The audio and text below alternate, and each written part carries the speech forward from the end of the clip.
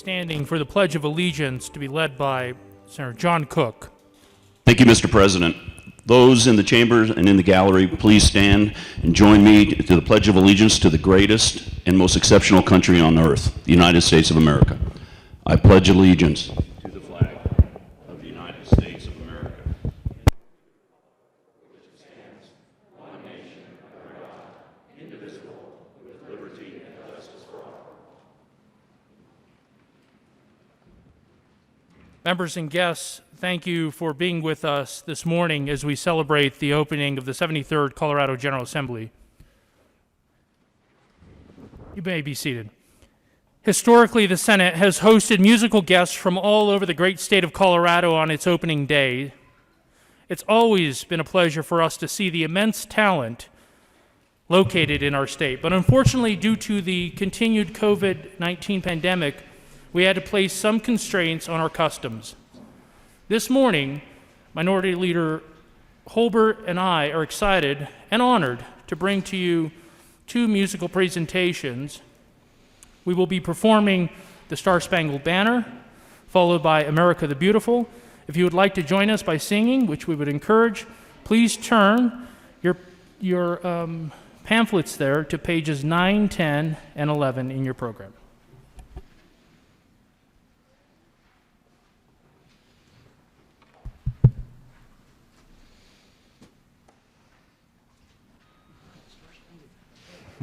Yes, sir.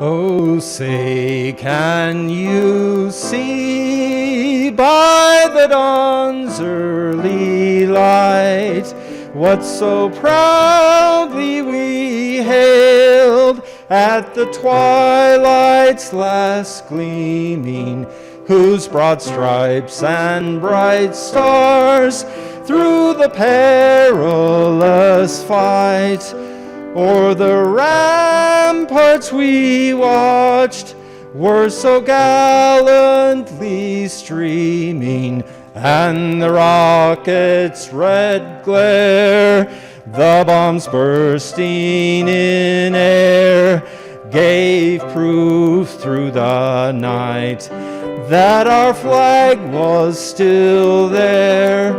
Oh, say, does that star-spangled banner yet wave o'er the land of the free and the home of the brave?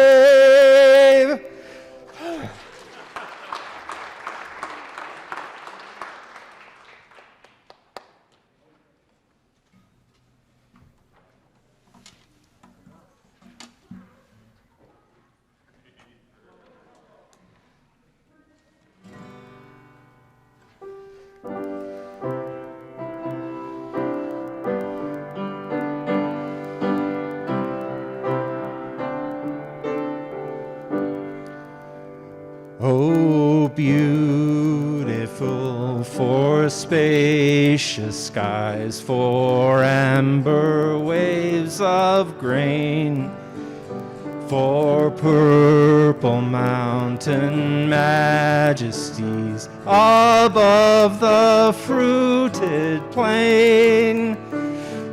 America, America, God shed his grace on thee, and crown thy good with brotherhood from sea to shining sea.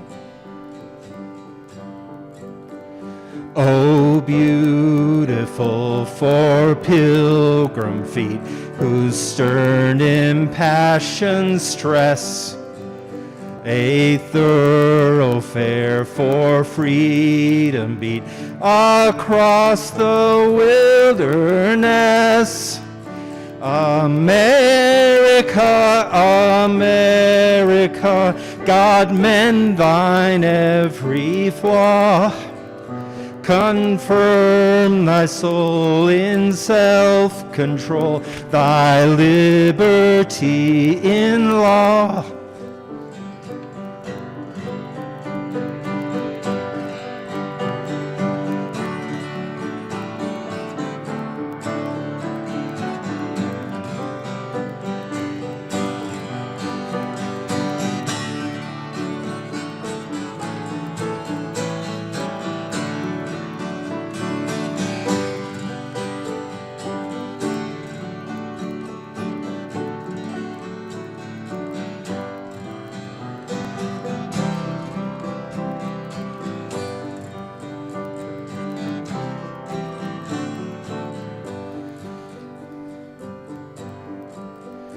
Oh, beautiful for spacious skies, for amber waves of grain, for purple mountain majesties above the fruited plain. America, America, God shed his grace on thee, and crown thy good with brotherhood from sea to shining sea.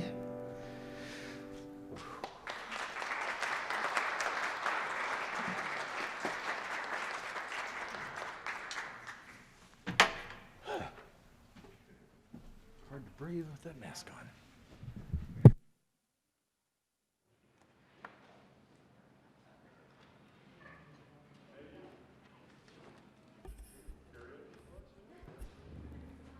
Pursuant to the Constitution and the laws of the state of Colorado, I hereby call to order the first regular session of Colorado Senate of the 73rd General Assembly of the state of Colorado.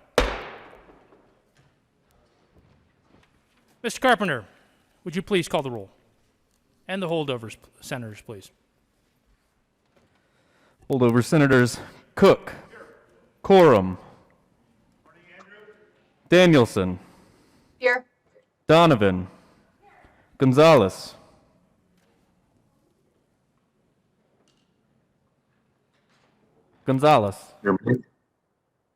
Presente. Heisey, Holbert, Lee, Here.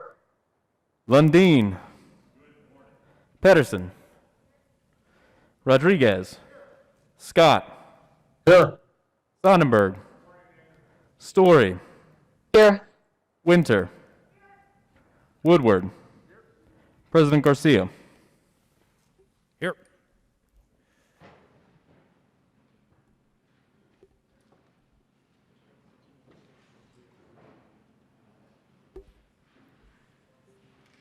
Mr. Carpenter, would you please read the communications from the Secretary of State regarding the election results of November 3rd, 2020 for the members of the Colorado Senate?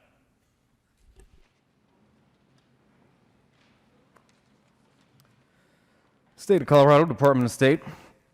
I, Jenna Griswold, Secretary of the State of Colorado, certify that I've canvassed the abstracts of votes cast submitted to the State of Colorado and do state that to the best of my knowledge and belief. The attached list represents total votes cast for the members of the Colorado State Senate for the 73rd General Assembly by the qualified electors of the State of Colorado in the November 3rd, 2020 general election. In testimony whereof, I have set my hand and affixed the Great Seal of the State of Colorado at the City of Denver this 11th day of December 2020. Signed, Jenna Griswold, Secretary of State.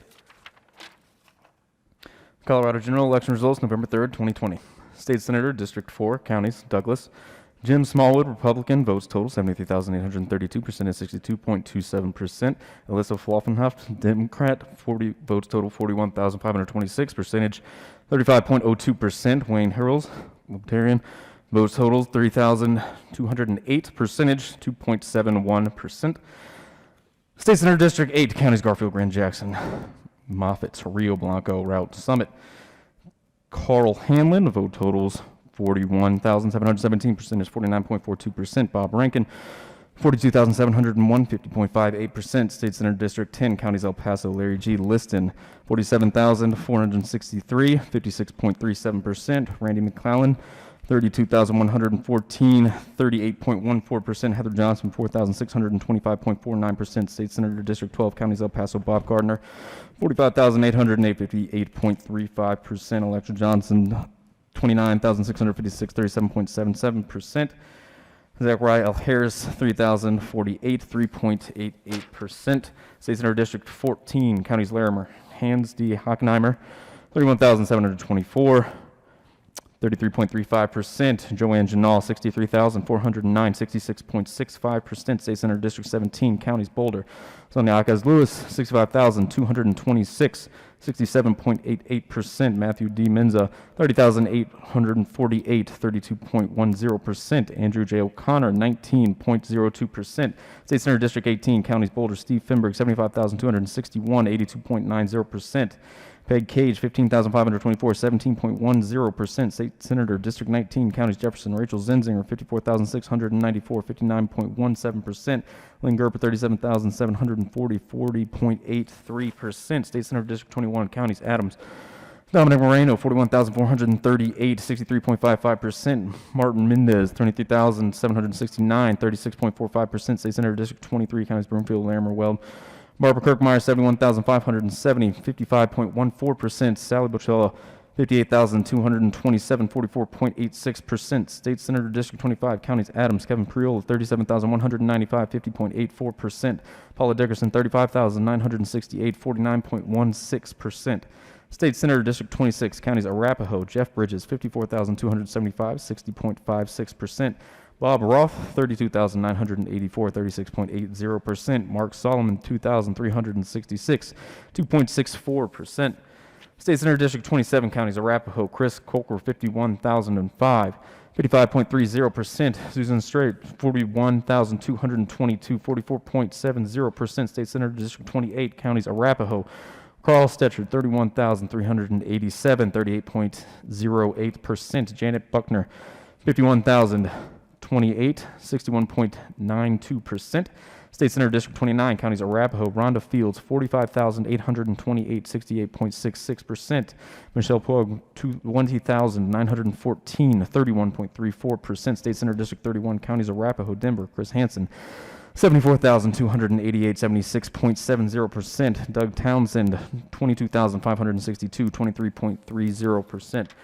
State Senator, District 33, Counties Denver, James Rashad Coleman, 75,702, 91.01%. Jerry Burton, 7,482, 8.99%. State Senator, District 35, Counties Alamosa, Baca, Bencaneos, Castillo, Crowley, Custer, Huerfano, Los Animas, Mineral, Ottawa, Powers, Pueblo, Rio Grande, Sawatch. Cleve Simpson, 43,970, 60.12%. Carlos R. Lopez, 29,163, 39.88%.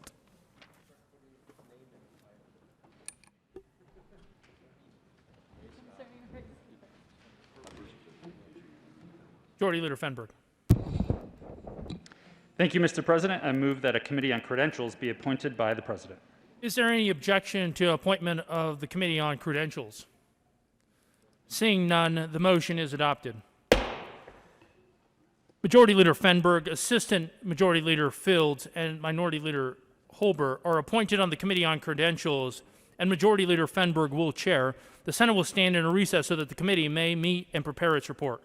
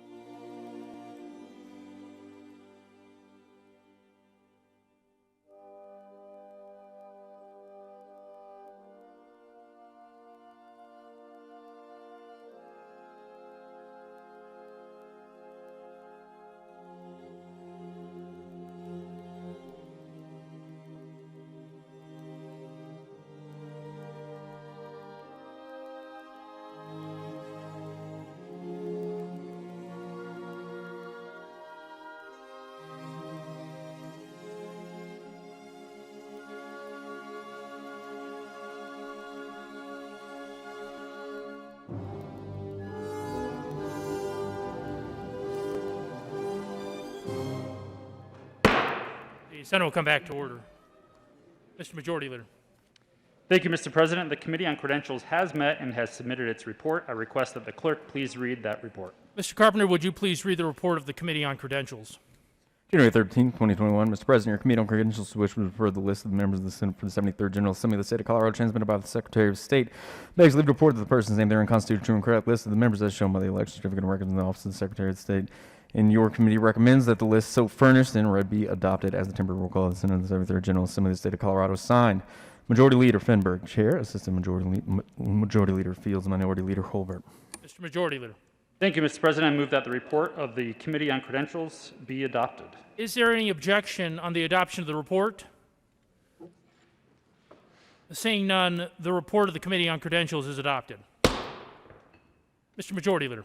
Thank you, Mr. President. I move that Chief Sergeant Lombardi be appointed to escort Chief Justice Brian D. Boatwright to the chamber for the purpose of administering the oath of office to the senators-elect. Is there any objection? Seeing none, Chief Sergeant Lombardi is appointed to escort the Chief Justice to the chamber. Mr. President, members of the Senate, the Honorable Brian D. Boatwright, Chief Justice of the Colorado Supreme Court.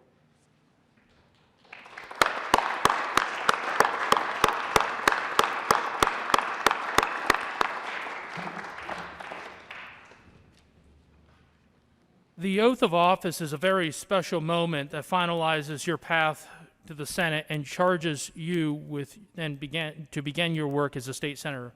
Every time you take the oath of office, it is special. You will never forget your first oath of office.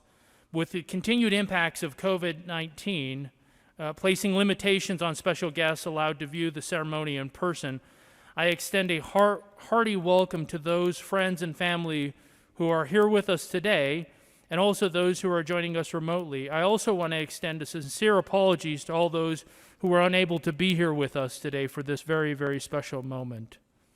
In a moment, some of our senators-elect are about to receive their oath of office in the Senate for the very first time.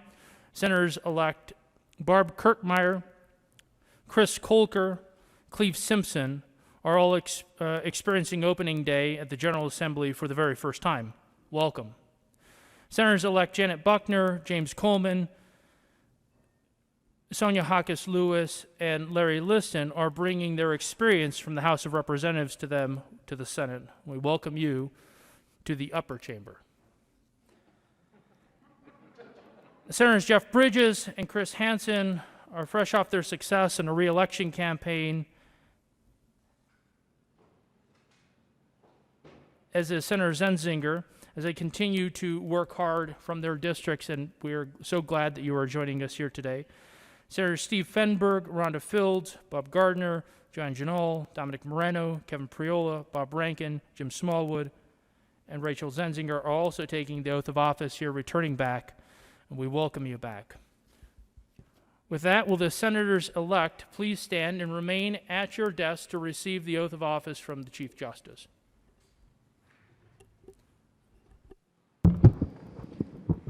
If you please raise your right hand and repeat after me. I state your name.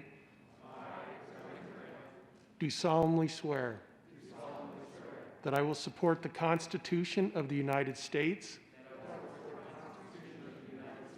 and of the State of Colorado, and faithfully perform the duties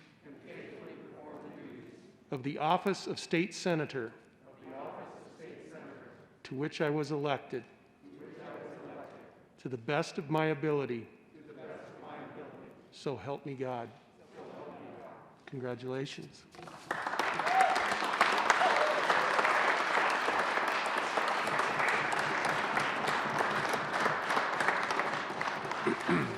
Members and guests, the Senate will stand in a brief recess for pictures. Just as a reminder, please wear your mask. The Chief Justice has also offered to return to the Capitol at a later date and time for additional photos.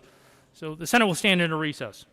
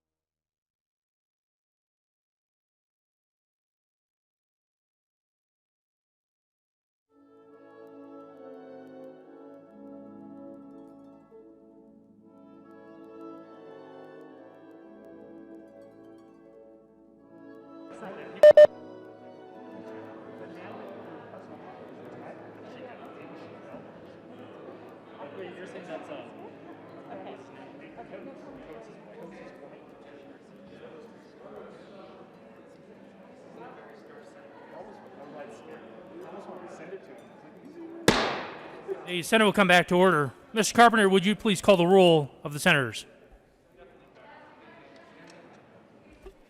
Senators Bridges, Buckner, Coleman, Finberg, Fields, Gardner, Janal, Hanson, Jaquez Lewis, Kirkmeyer, Colker, Liston, Moreno, Priola, Rankin, Simpson, Smallwood, Zinzinger.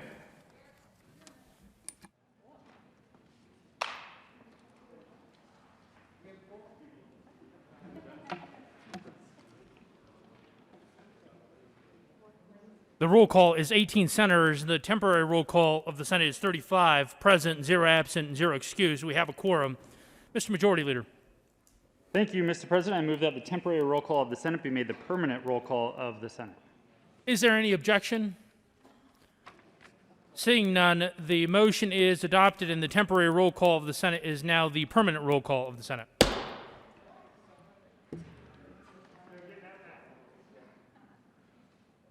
Nominations are now open for President of the Senate. Mr. Majority Leader. Thank you, Mr. President. I nominate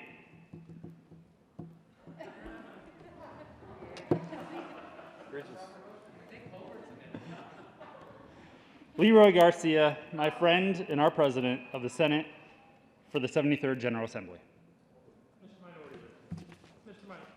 Mr. Minority Leader. Thank you, Mr. President. I respectfully offer a second to the motion to nominate Leroy Garcia, Senator from Pueblo, to serve as the President of the Senate for the 73rd General Assembly. Are there any other nominations? Mr. Majority Leader. Thank you, Mr. President. I move that nominations be closed and that a unanimous vote be cast for Senator Garcia for President. Are there any no votes?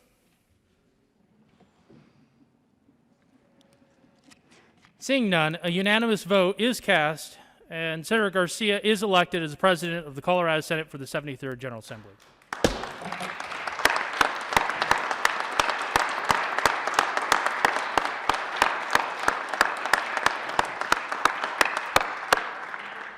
Thank you, members. It's truly an honor to serve as your President.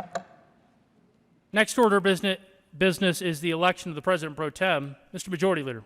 Thank you, Mr. President. I nominate Senator Kerry Donovan for President Pro Tem of the Senate for the 73rd General Assembly. Mr. Minority Leader. Thank you, Mr. President. I offer a second. I second the motion. Kerry Donovan, Senator Kerry Donovan from Vail, to serve as the Senate President Pro Tem for the 73rd General Assembly. Are there any other nominations? Mr. Majority Leader. Thank you, Mr. President. I move that nominations be closed and that a unanimous vote be cast for Senator Donovan for President Pro Tem. Are there any no votes? Seeing none, a unanimous vote is cast, and Senator Kerry Donovan is hereby elected as President Pro Tem of the Colorado State Senate for 73rd General Assembly. Congratulations.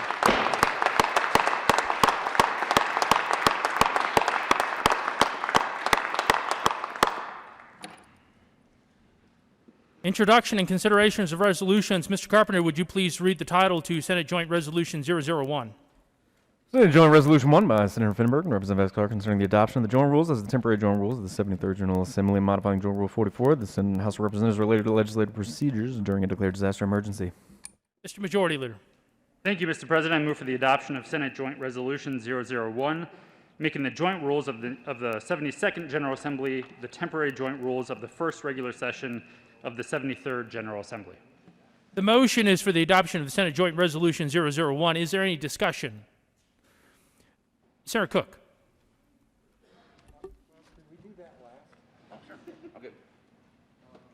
Any discussion? Mr. Minority Leader. Thank you, Mr. President. Request a senatorial 5. The Senate will stand in senatorial 5.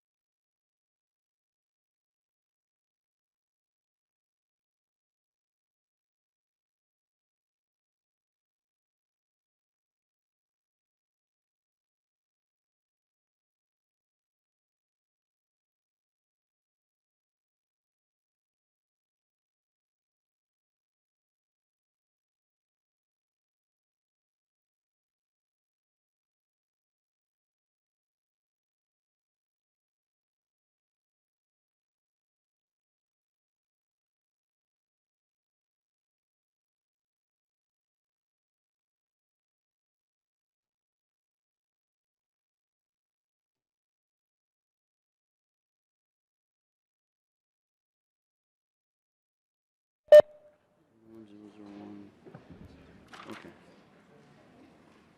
Mr. Minority Leader.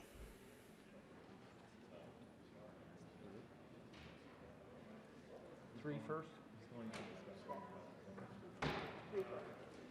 Mr. Minority Leader. Thank you, Mr. President. I believe there is an amendment at the desk. Mr. Carpenter, will you please read the amendment? Amendment L003, Senate Joint Resolution 1 by Senator Hobart, amend printed joint resolution, page 2, line 37, after the period ends or before recalling General Assembly to convene on a date other than the date specified in the joint resolution. The Speaker and the President shall consult with the minority leaders of both chambers and provide to the General Assembly as much advance notice of the date of convening as Minority possible. Leader. Thank you, Mr. President. I move SJR001 L003.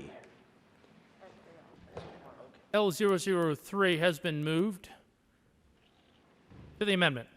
Thank you, Mr. President. Members, L003 seeks to address a question, a point that was discussed during the Executive Committee meeting yesterday. If you have SJR001 handy, it's in your filing cabinet. If you look on page 2, line 37, we're talking about being under Joint Rule 44 in the future.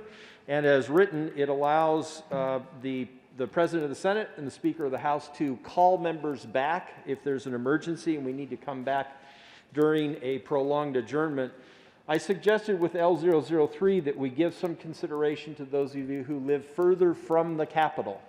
Everyone represents an equal share of the population of Colorado, and if the President and the Speaker were to say, hey, get back here in 15 minutes, some of you wouldn't be able to do that. Some of you might have a 6 or 7 or 8 hour drive. So we talked about could there be 24, 48, 72 hours advance notice. There was some hesitation to tie a future legislature to a specific amount of time. So if you look at L003, it does respect that concern to provide the General Assembly as much advance notice of the date of convening as possible. I did share this with the Majority Leader, and I believe he considers it a friendly amendment. I certainly would not presume to speak for him, but certainly ask for an aye vote. Happy to answer any questions for L003. But out of respect for our rural members, those who live further away from the Capitol, I think this is at least a reasonable compromise. Thank you, Mr. President. Is there further discussion? Mr. Majority Leader. Thank you, Mr. President. As the Minority Leader said, we did discuss this for those who were listening to the Executive Committee yesterday. I think we had a good discussion, and I am supportive of this amendment. Consider it friendly and urge an aye vote. Is there any further discussion on Amendment L003? Seeing none, are there any no votes?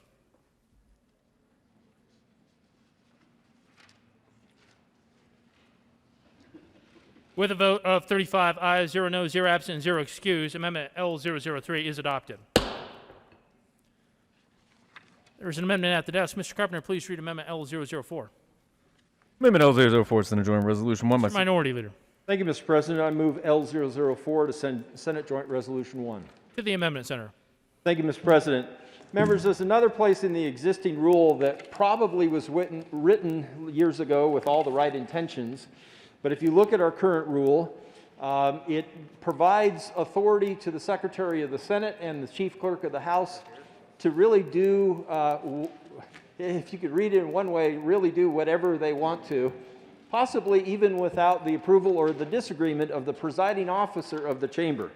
So L004 would amend the current rule to clarify that the Secretary of the Senate and the Chief Clerk of the House would receive these expanded powers during a declared disaster emergency, which would bring us under Joint Rule 44. But if you look at L004, it would propose that we add the language subject to the approval of the President or subject to the approval of the Speaker, which I think makes sense. Not to disparage our wonderful Secretary or the Chief Clerk of the House. I don't think that they've acted in an inappropriate way.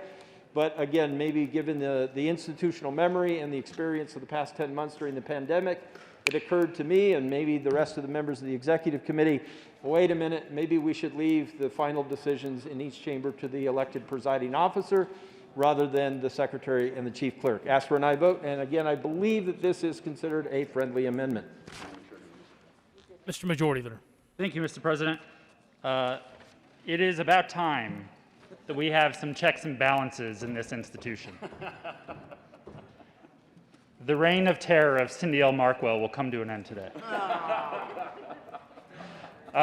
This is a friendly amendment. We discussed this in executive committee as well, and I think it provides appropriate guardrails. I consider it friendly and urge an aye vote.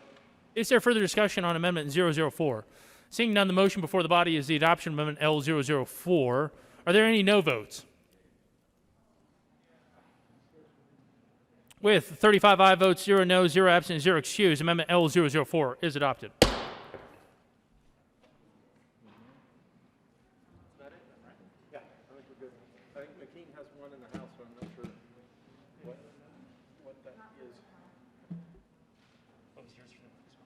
The motion is the adoption of Resolution 001. Are there any no votes?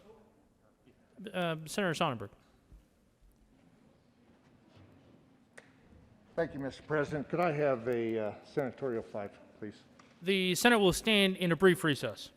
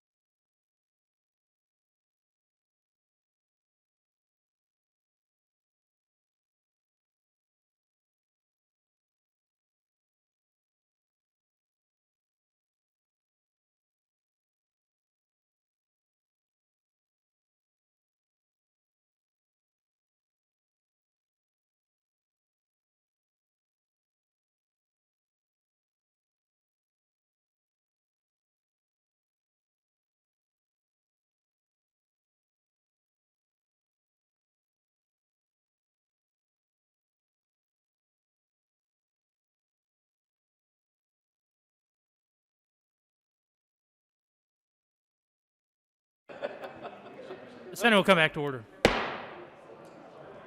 There is an amendment at the desk. Mr. Carpenter, please read Amendment L006. Amendment L006, Senator Senator Dormer. Sonnenberg.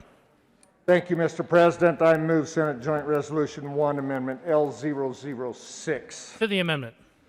Thank you, Mr. President. Members, what this amendment does is takes out the non-counting of days while we are in recess or in adjournment. And the reason I bring this is we have had discussions over the past year about what does count as 120 days. We had this discussion in calendar days, and in nowhere, in no law, I have yet to see any law dictionary that says anything other than calendar days is consecutive days. Now, I understand we got the reading of the Supreme Court or an opinion from the Supreme Court that says that this is probably okay. I would argue to you that we don't need it.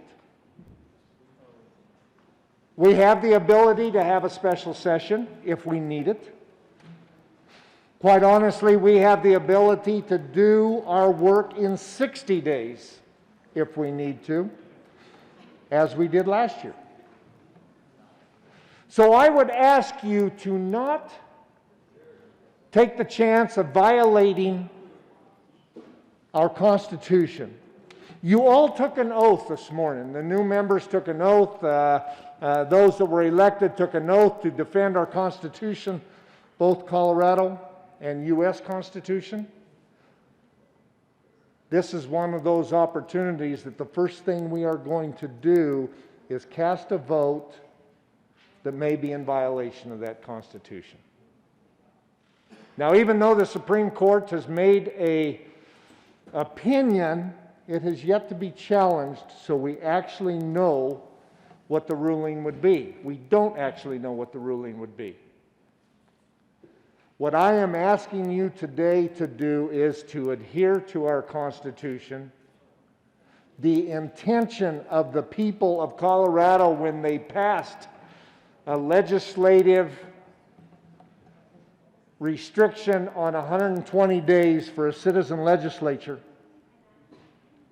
Respect that, and let's stick to the counting of days as we have done over the last 30-some years.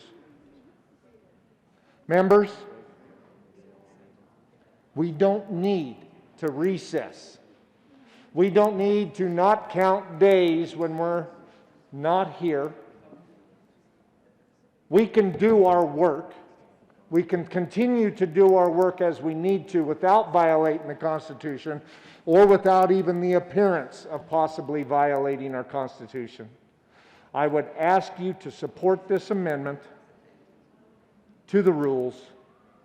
Allow us to pass Rule 44 as the changes have been made, but let's count according to the Constitution and the definition of calendar days in law books. Ask for your aye vote for L006. Is there further discussion on Amendment L006?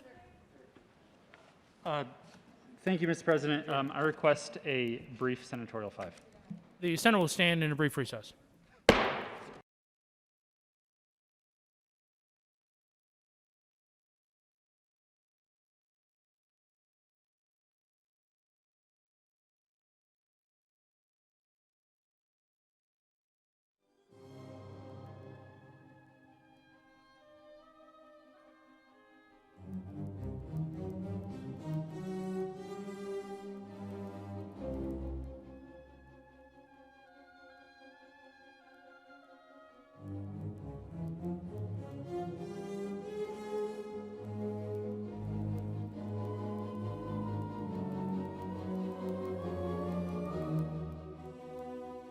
Thank you, Mr. President. You would think after 14 years down here that I would be able to draft an amendment that was correct, and so I apologize. I withdraw L006. At the sponsor's request, Amendment L006 will be withdrawn. There's an amendment at the desk. Mr. Carpenter, please read Amendment L010. Amendment Senator L01. Sonnenberg.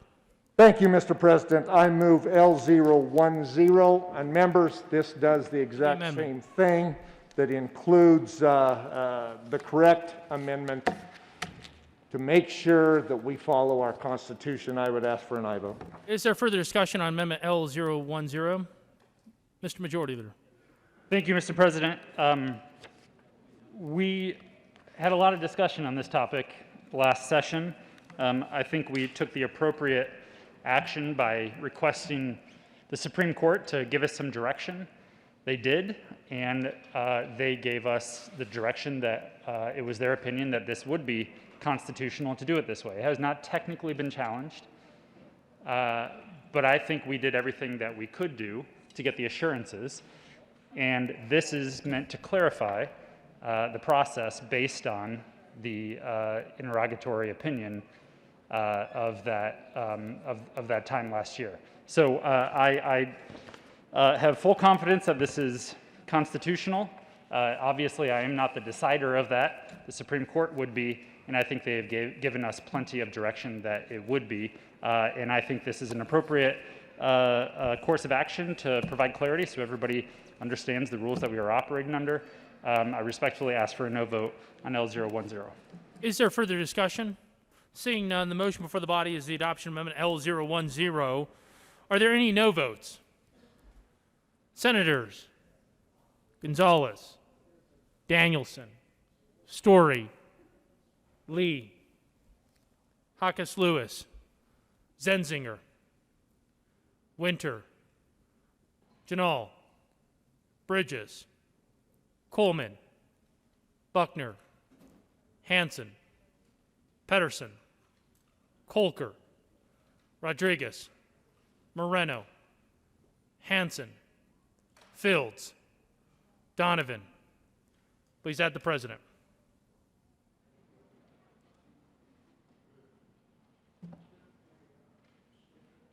And the majority, please add the majority leader as a no vote.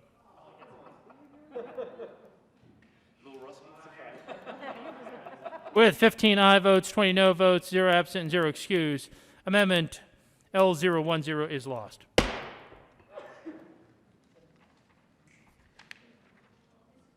Is there further discussion? Seeing none, the motion before the body is the adoption of SJR001. Are there any no votes? Senators Sonnenberg, Lundin, Liston, Kirkmeyer, Woodward, Rankin, Smallwood, Heisey, Quorum, Gardner, Cook, Friola,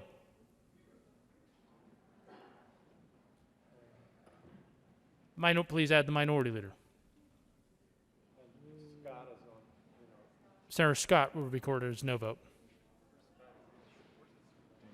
With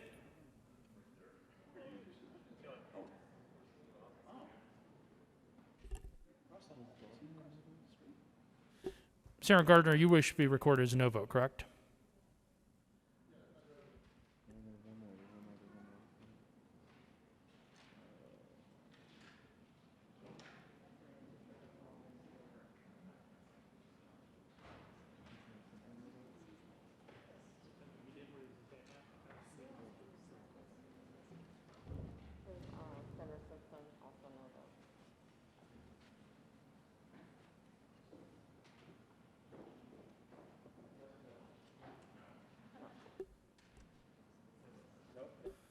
Senator Simpson will be recorded as a no vote. With 20 ayes, 15 no votes, 0 absent, 0 excused, SJR001 is adopted.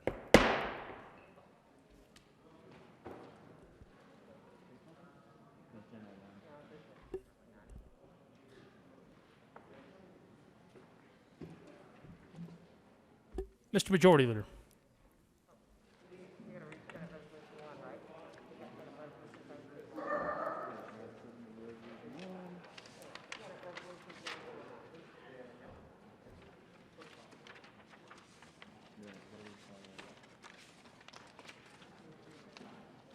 Mr. Carpenter, will you please read the title to Senate Resolution 001?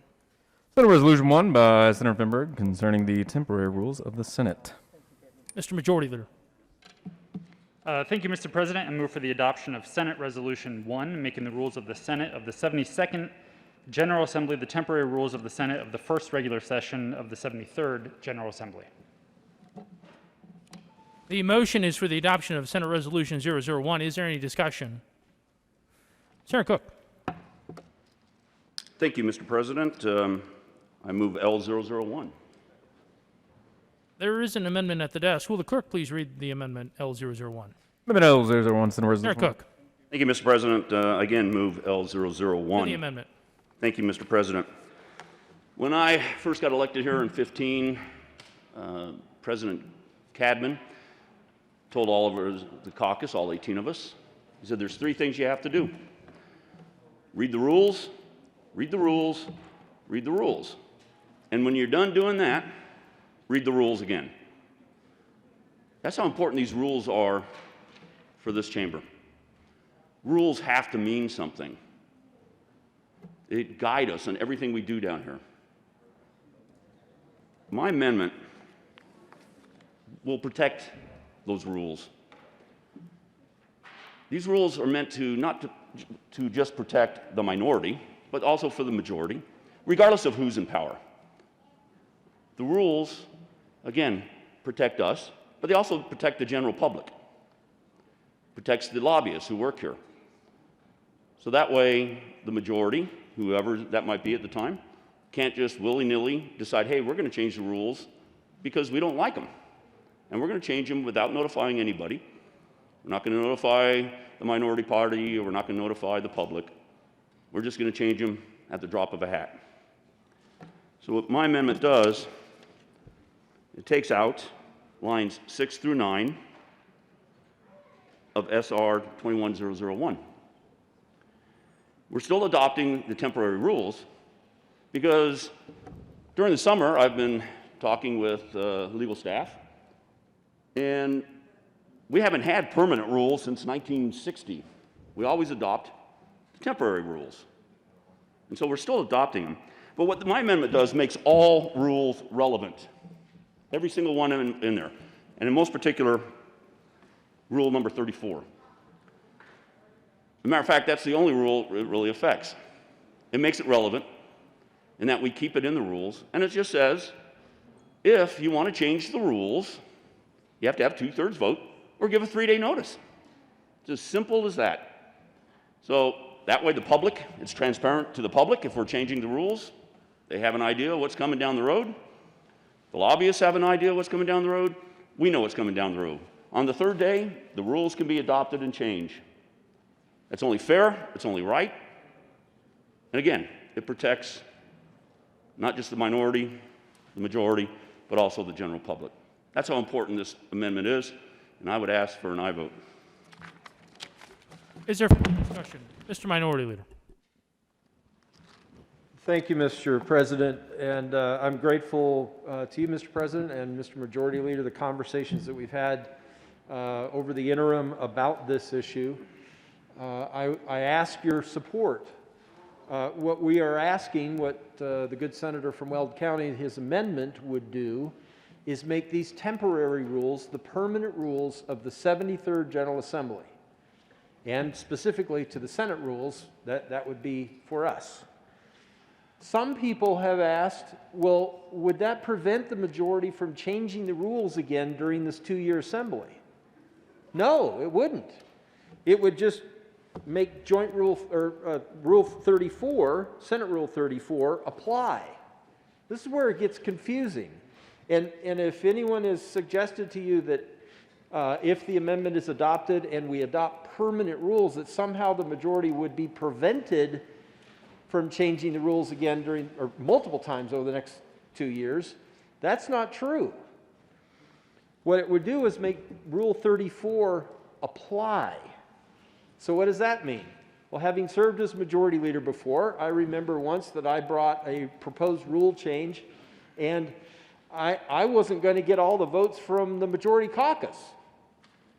And we had a conversation over on the side, say, you know, folks, if you can help support this today, we get to 2/3, we can pass this, or I just put it on the calendar and move it, you know, I introduce it, it was being considered and it sits on the calendar for 3 days, and then after 3 days, all I need is a simple majority. So that's all we're asking for, is allow the rules to be rules. Allow all 35 of us to know what these rules mean and what they are. And then if you decide that you want to change them in the majority, all you have to do is tell us. And if we don't agree with you, if we can't get to 2/3 on the first day, then it sits on the calendar for day 2, and then day 3, and then on day 3, according to Rule 34, all you need is 18 votes. So if we agree with you on your rule change, or anybody's rule change, if 24 or more of us agree on day 1, okay, do it, day 1.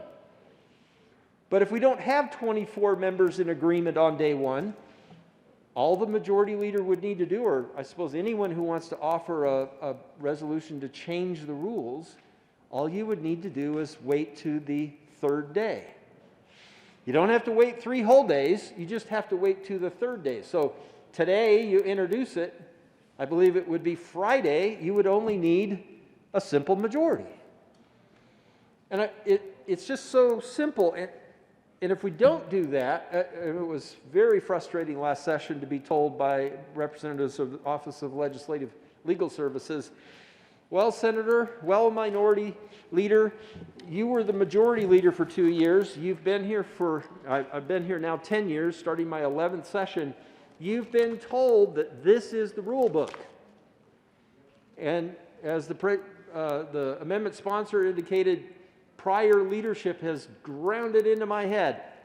Read the rules, know the rules. And I was standing right over here on that side of the chamber when a representative from OOLS explained to me last year, all of that's I'm paraphrasing, that she didn't say these words, but the message was, all that you've learned in your whole time here, Senator Holbert, is false. Because the General Assembly decades ago decided to not adopt permanent rules. I think the House and the Senate did it on different times, but it's been this way when my party's been in majority and when your party's in the majority. It's moved back and forth. And to be hit by that freight train of insight, truth last year, it was devastating. It means that the rules, I don't know why we have Rule 34. Why is that even here? It talks about to amend or repeal one or more rules without such prior notice, that's 3 days. It should require a 2/3 vote. Why does it even say that in the rules if that isn't true? But with the good senator's amendment, that would be true. So, in your time in the legislature, House or Senate, if you thought that was true, why would you be opposed to this amendment? Because this amendment would simply make that true. That's it. And again, I understand some folks have said, well, gosh, if we make these permanent rules, then the permanent rules and we can't change them. No. Rule 34 makes it clear. You can change them. Just give us 3 days notice, or offer a rule change that we say, yeah, 24 of us, minority, majority together, 24 of us agree. Well, let's make this rule change. That makes sense. So I truly ask for your aye vote. And in the discussion among the three of the leadership, my ask is, we know we're in the minority. I've been here before. I'm one legislator in the 12 years that I'll be here if I finish my term, God willing. I'll be in the majority 6 years and the minority 6 years. Thank you to those who supported me. I got to serve as majority leader. I think that's the coolest job in the building. The speaker's got the most power, but if you ever want to know why that man right there has the second most power, with all due respect to the president, come talk to me and I'd be happy to explain it because it's fascinating. But why wouldn't we do this? This takes no power away from the majority. Why did our predecessors do this? It made no sense to me, and I would be grateful because as the minority leader, all it does is give me the confidence that if any one of us, if this is your first day in the legislature, or Senator Sonnenberg, or excuse me, the good senator from Sterling, has served, I think the longest, he's one of those rare members that could do 16 years, 8 and 8. Why wouldn't we allow all of us to understand what the rules are? And if somebody, like in a sports analogy, if somebody has their foot across the line, they're offside, okay, we're going to handle it the same way.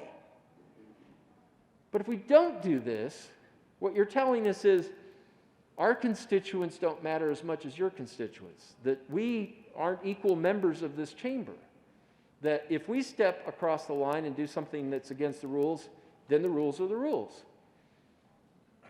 But by not adopting this amendment, it means that if just a minor infraction, if somebody in the majority steps across the line,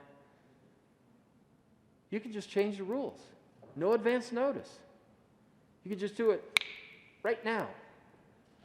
Why? Why would it be so outrageous to just tell us what the change would be? And if we don't agree, wait till the third day. Ask for an aye vote. Thank you so much for your patience, Mr. President. Senator Lindeen. Thank you very much, Mr. President. You've heard a very clear explanation of the how, what this is about, and you've heard portions of the answer of why this matters. But let me add another thought to why you should think carefully about supporting this, and I believe you should support this amendment. There is more to work than a paycheck. When you finish the end of a hard day's work, there is incredible dignity and honor in that hard day's work you've done. because the work you choose to do has meaning. Now, I'm going to say the work we do in this chamber on behalf of the people from our districts who send us here, and further on behalf of the people of Colorado, has incredible honor and dignity. And we work hard. I mean, at the end of the day, it's not like digging a ditch or pushing a lawnmower or doing physical work, but at the end of the day, it's exhausting to have completed the day of a legislator. Yet it's rewarding. There is incredible honor and dignity in that work that we have done. Now, sometimes you've probably experienced this in your life when you're lining up to do the day's work and you're trying to get that to-do list together and you don't know what's going to be first, what's going to be second, how do I approach this day? That's the most stressful part of the day for me. Once I get figured out what is the work going to be, and I get into that work, a pattern emerges, a flow begins to happen, and that dignity of work begins to infuse who I am and give me the energy to do that job. Well, the challenge we all have, Republican, Democrat, in this moment is that our checklist, our to-do list is unknown on a constant basis if we don't add this particular amendment and make the rules the rules. We don't actually know where we're at in the day, what we're going to be doing. Does it matter? And it demeans the dignity and the honor of the work we're doing. So that is, I think, a compelling, and I hope you hear it so and believe it so and vote in favor of the amendment because of that. That is an argument, a philosophical argument, for why we must, in fact, honor the work we are doing with an acknowledgement that it's meaningful and predictable and ordered and will stick. Because at the end of that exhausting day, you want that work to have the dignity that should be inherent to it, but is absent if, in fact, we don't have the predictability of reliable rules. Thank you, Mr. President. Further discussion. Mr. Majority Leader. Thank you, Mr. President. I think this is a good conversation to have. I think anytime we are discussing the ways we operate, the ways we can operate with more fairness, with respect, and with dignity, I think the more often we can have those conversations, the better. But the justification for this amendment has been that the majority could just change the rules willy-nilly. That this resolution to adopt temporary rules that can then be amended by a majority vote demeans the dignity of the work that we all do, is what we just heard. This is the resolution that has been run for at least the last 50 years in this body. 50. To confirm that, I just recently pulled up this exact resolution from 2017 when my party was in the minority, the Republicans were in the majority. The good majority leader, or majority leader then, minority leader now, was the sponsor of that resolution. It's word for word, literally. So the narrative that perhaps the majority is power hungry and demeaning the dignity of the work that we do here, or that we are doing this in some nefarious manner in order to change the rules willy-nilly, I don't think is accurate. When I was coming in as a senator, so when I was in the position that many of the new folks in this chamber are, I was a big dork, and I read all of the blog posts on Legisource. I don't know how many of you read Legisource in your free time, but it is the blog that our great staff downstairs at OLS put together. There are actually multiple blog posts about this exact topic.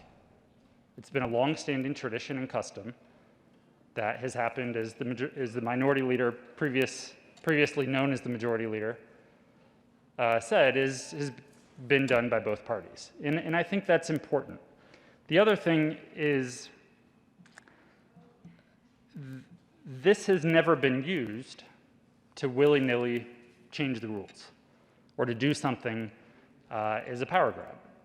It has been done once, as far as I know, and it was last year, and that's, I think, why we are discussing this. And it wasn't to ram through a piece of liberal legislation. It wasn't to change the rules to silence the minority. It wasn't to do any sort of power grab. It was done because we were in recess, and we had openly discussed a rule change, it wasn't a secret, about potentially allowing remote participation to protect members that were most vulnerable, and to protect all of us in case if somebody was exposed, and we didn't want them in here to potentially expose the entire Senate. If we weren't going to use the option that is in this resolution, we would have had to come back, force those members to sit in this chamber for 3 days before we were able to change that rule. So it's been done once, at least while under our watch, when we've been in the majority. Maybe it's been done other times in the last 50 years, and I'm unsure of that. And it wasn't to do a power grab. It was to literally protect the health and safety and well-being of these members and our staff. That's the only time it's been done. And yes, that measure passed with a majority vote, not a 2/3 vote, like the rules would require if it wasn't for this language in the resolution.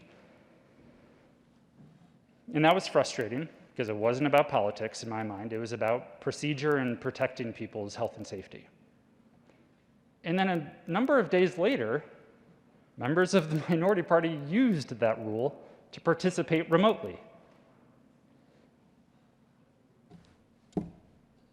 It shouldn't have been politicized. I feel like it was. I feel like we did what we absolutely had to do to literally protect the health and safety, potentially the lives of members who do this work that, yes, I do think has dignity, and I don't think that action or this resolution demeans the dignity of our work.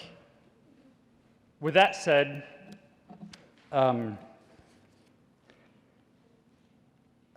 we do need to have civility. We need to have trust.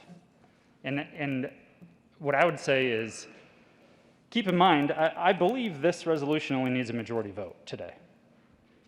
If we were power hungry and wanted to do something to really just silence the voice of the minority, we would just change the rules right now today to get rid of all of the different rights and privileges that the minority has. We, of course, are not doing that. We are essentially keeping the same rules we have had more or less for decades. We have no intention of disrupting the deliberative procedures that we have all enjoyed and been a part of for a long time, and that individuals in these seats have been a part of for many years before us. That is not the spirit that we come here with today. The spirit we come with today is civility and to work together on problems, especially when we disagree, is the most important.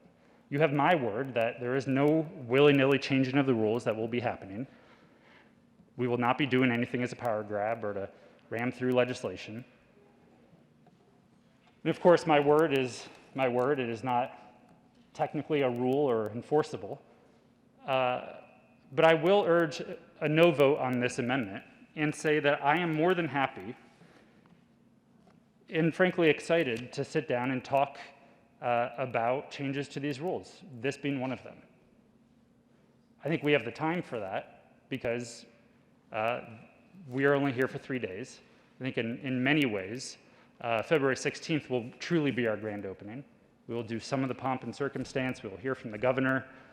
There will be speeches. I think that is the opportunity to do that. Today, we are adopting temporary rules, like we do every year, in my mind, for a temporary session for 3 days. These are meant to make sure we all know what the basic rules are, how we work together, how we get maybe less than 10 bills across the finish line between now and the end of Friday. I would urge us to reject this amendment, get the work done that's in front of us, and let's have some adult, reasonable, sometimes maybe complicated or difficult discussion about the rules and how we operate and how we ensure that we show respect to one another. Because I truly believe that we can do that and that we will do that for these next 2 years. And I want to do that with the majority party as well as the minority party. So, Mr. President, I urge a no vote for now and genuinely put out my hand to have a conversation about these rules, this being one of them, between now and when we come back to resume our business for a number of days, who knows how many it will be, for the remainder of the 71st session of the 73rd General Assembly. Thank you. Is there further discussion? Seeing none, the motion before the body is the adoption of Amendment L001 to SR001. Are there any no votes?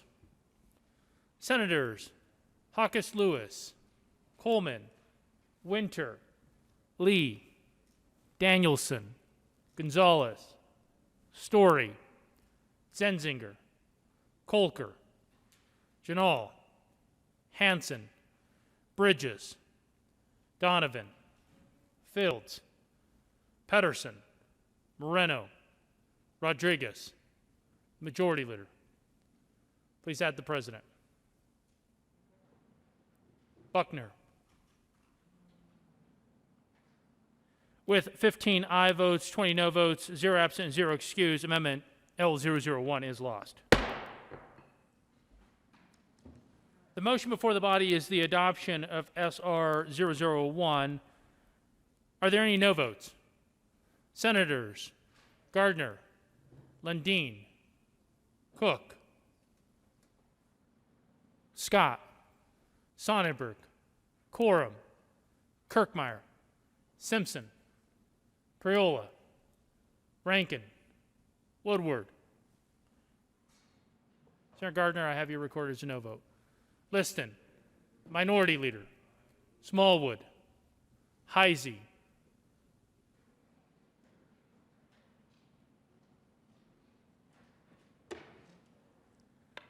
with 20 aye votes, 15 no votes, 0 absent, and 0 excused, SR001 is passed.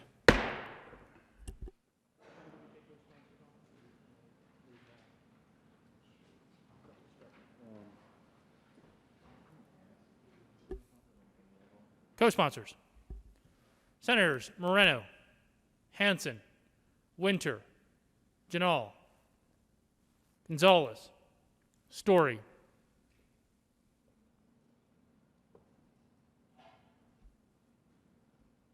Lee.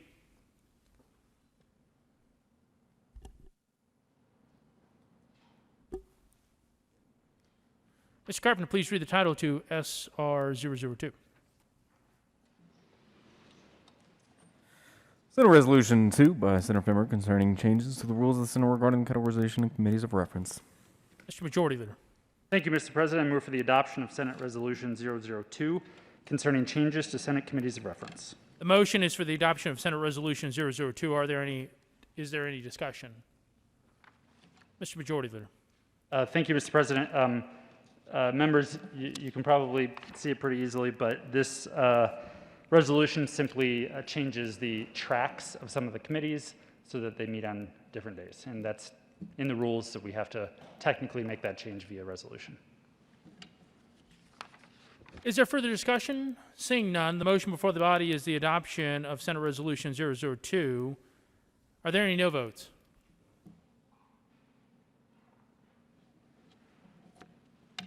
With a vote of 35 ayes, 0 no, 0 absent, 0 excused, Senate Resolution 002 is passed. Co-sponsors.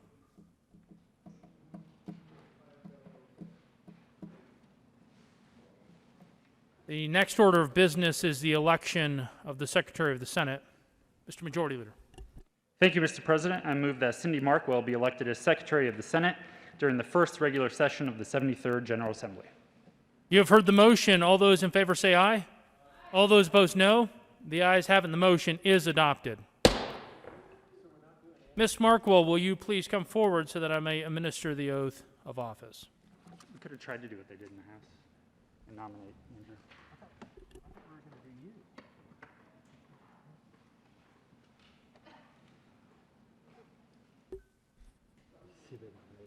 Ms. Markwell, please raise your right hand and repeat after me. I state your name. I, Cindy Markwell, Do solemnly swear do solemnly swear that I will support the constitutions that I will support the Constitution of the United States of the United States and the state of Colorado and the state of Colorado, and faithfully perform and faithfully perform the duties of the duties of the office to which the office to which I am duly elected I am duly elected to the best of my abilities, to the best of my abilities, so help me God. so help me God. Congratulations. Thank you.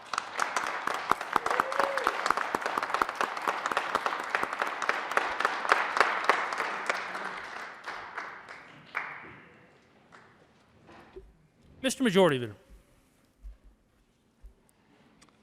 Thank you, Mr. President. I move that a committee be appointed to notify the governor via telephone that the Senate is organized and ready for business. Is there any objection?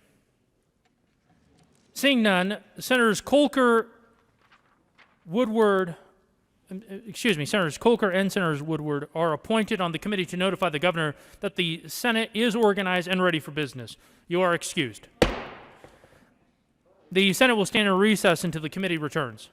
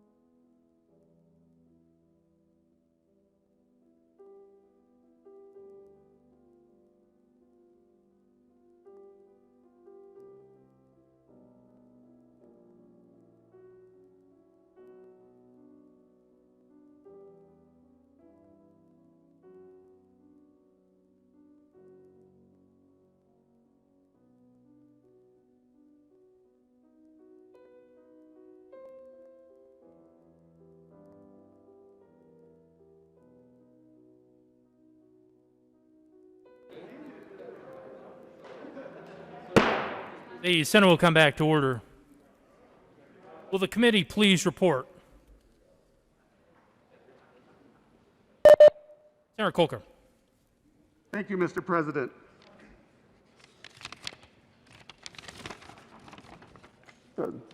This year obviously looks a bit different. And accordingly, we spoke to Governor over Zoom, and he was thrilled to see that we are convened and ready to work. Though we spoke to him virtually rather than going down to the first floor, we are also pleased to report that the Senate has maintained our efficient advantage over our colleagues in the House. Personally, I am so thankful and appreciative to be joining this body today. There's a number that I think of, 525,600 minutes. You may know that number as the number of minutes in a year. I have lived 48 of these years, and today I feel of good fortune to be here. I'm honored to be standing before you today because I see today as the first day of the rest of my life, a life that I commit to the words of my late grandpa, Frederick W. Fritz Can. Be kind, help people. From an old dairy farmer in Northeast Iowa. Be kind, help people.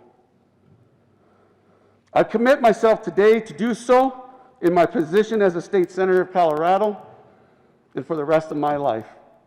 Thank you. Senator Woodward. Thank you, Mr. President. We indeed did call the governor's office to let him know that the Senate is ready to get to work. I also offered my congratulations and thanks to him for beginning to loosen some of the restrictions that have held back the people of Colorado. Encouraged him to continue to loosen those restrictions and to give some of the power back to the legislature so that we can do our job. That's it. Members, thank you for notifying the governor. Mr. Majority Leader.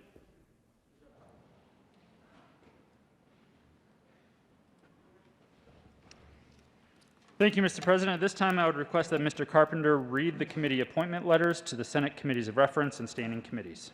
Mr. Carpenter, would you please read the committee appointment letters? Senate State of Colorado, Senate Majority Leader, December 9, 2020. Ms. Natalie Millis. Ms. Natalie Millis, as you know, Senate rules require that the Majority Leader determine the committee composition and the majority party's appointments in the 2021 legislative committees of reference. Below are the committee compositions and the majority's appointments. Agriculture and Natural Resources, Majority 3, Minority 2, committee size 5. Appropriations 437, Business, Labor, and Technology 437, Education 437, Finance 437, Health and Human Services 437, Judiciary 325, Local Government 325, State Veterans and Military Affairs 325, Transportation and Energy 437, Agriculture and Natural Resources, Senator Kerry Donovan, Chair, Senator Jesse Danielson, Vice Chair, Senator Rhonda Fields, Committee on Appropriations, Senator Chris Hansen, Chair, Senator Dominic Moreno, Vice Chair, Senator-elect James Coleman, Senator Julie Gonzalez, Business, Labor, and Technology, Senator Robert Rodriguez, Chair, Senator Jesse Danielson, Vice Chair, Senator-elect Chris Colker, Senator-elect James Coleman, Education, Senator Rachel Zinzinger, Chair, Senator Tammy Story, Vice Chair, Senator-elect Janet Buckner, Senator Jeff Bridges, Finance, Senator Brittany Pedersen, Chair, Senator Jeff Bridges, Vice Chair, Senator Pete Lee, Senator Faith Winter, Health and Human Services, Senator Rhonda Fields, Chair, Senator Joanne Janal, Vice Chair, Senator-elect Sonia Hawkes Lewis, Senator-elect Janet Buckner, Judiciary, Senator Pete Lee, Chair, Senator Julie Gonzalez, Vice Chair, Senator Robert Rodriguez,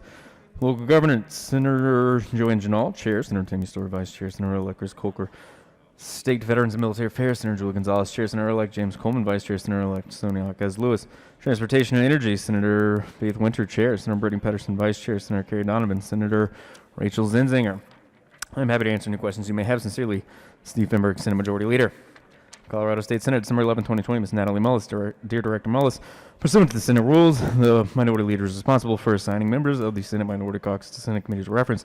For the 73rd General Assembly, the minority members of the Senate Committees of Reference are Committee on Health and Human Services, Senator Jim Smallwood, Senator-elect Barbara Kirkmeyer, Senator-elect Cleve Simpson, Committee on Finance, Senator Dennis Heisey, Senator Paul Lundeen, Senator Ray Scott, Committee on Business, Labor, and Technology, Senator Rob Woodward, Senator Kevin Priola, Senator-elect Larry Liston, Committee on Education, Senator Paul Lundeen, Senator Kevin Priola, Senator-elect Barbara Kirkmeyer, Committee on Judiciary, Senator Bob Gardner, Senator John Cook, Committee on Agriculture and Natural Resources, Senator Jerry Sonnenberg, Senator Don Quorum, Committee on Transportation and Energy, Senator Ray Scott, Senator Dennis Heisey, Senator Don Quorum. Committee on State, Veterans, and Military Affairs, Senator Jerry Sonnenberg, Senator-elect Cleve Simpson.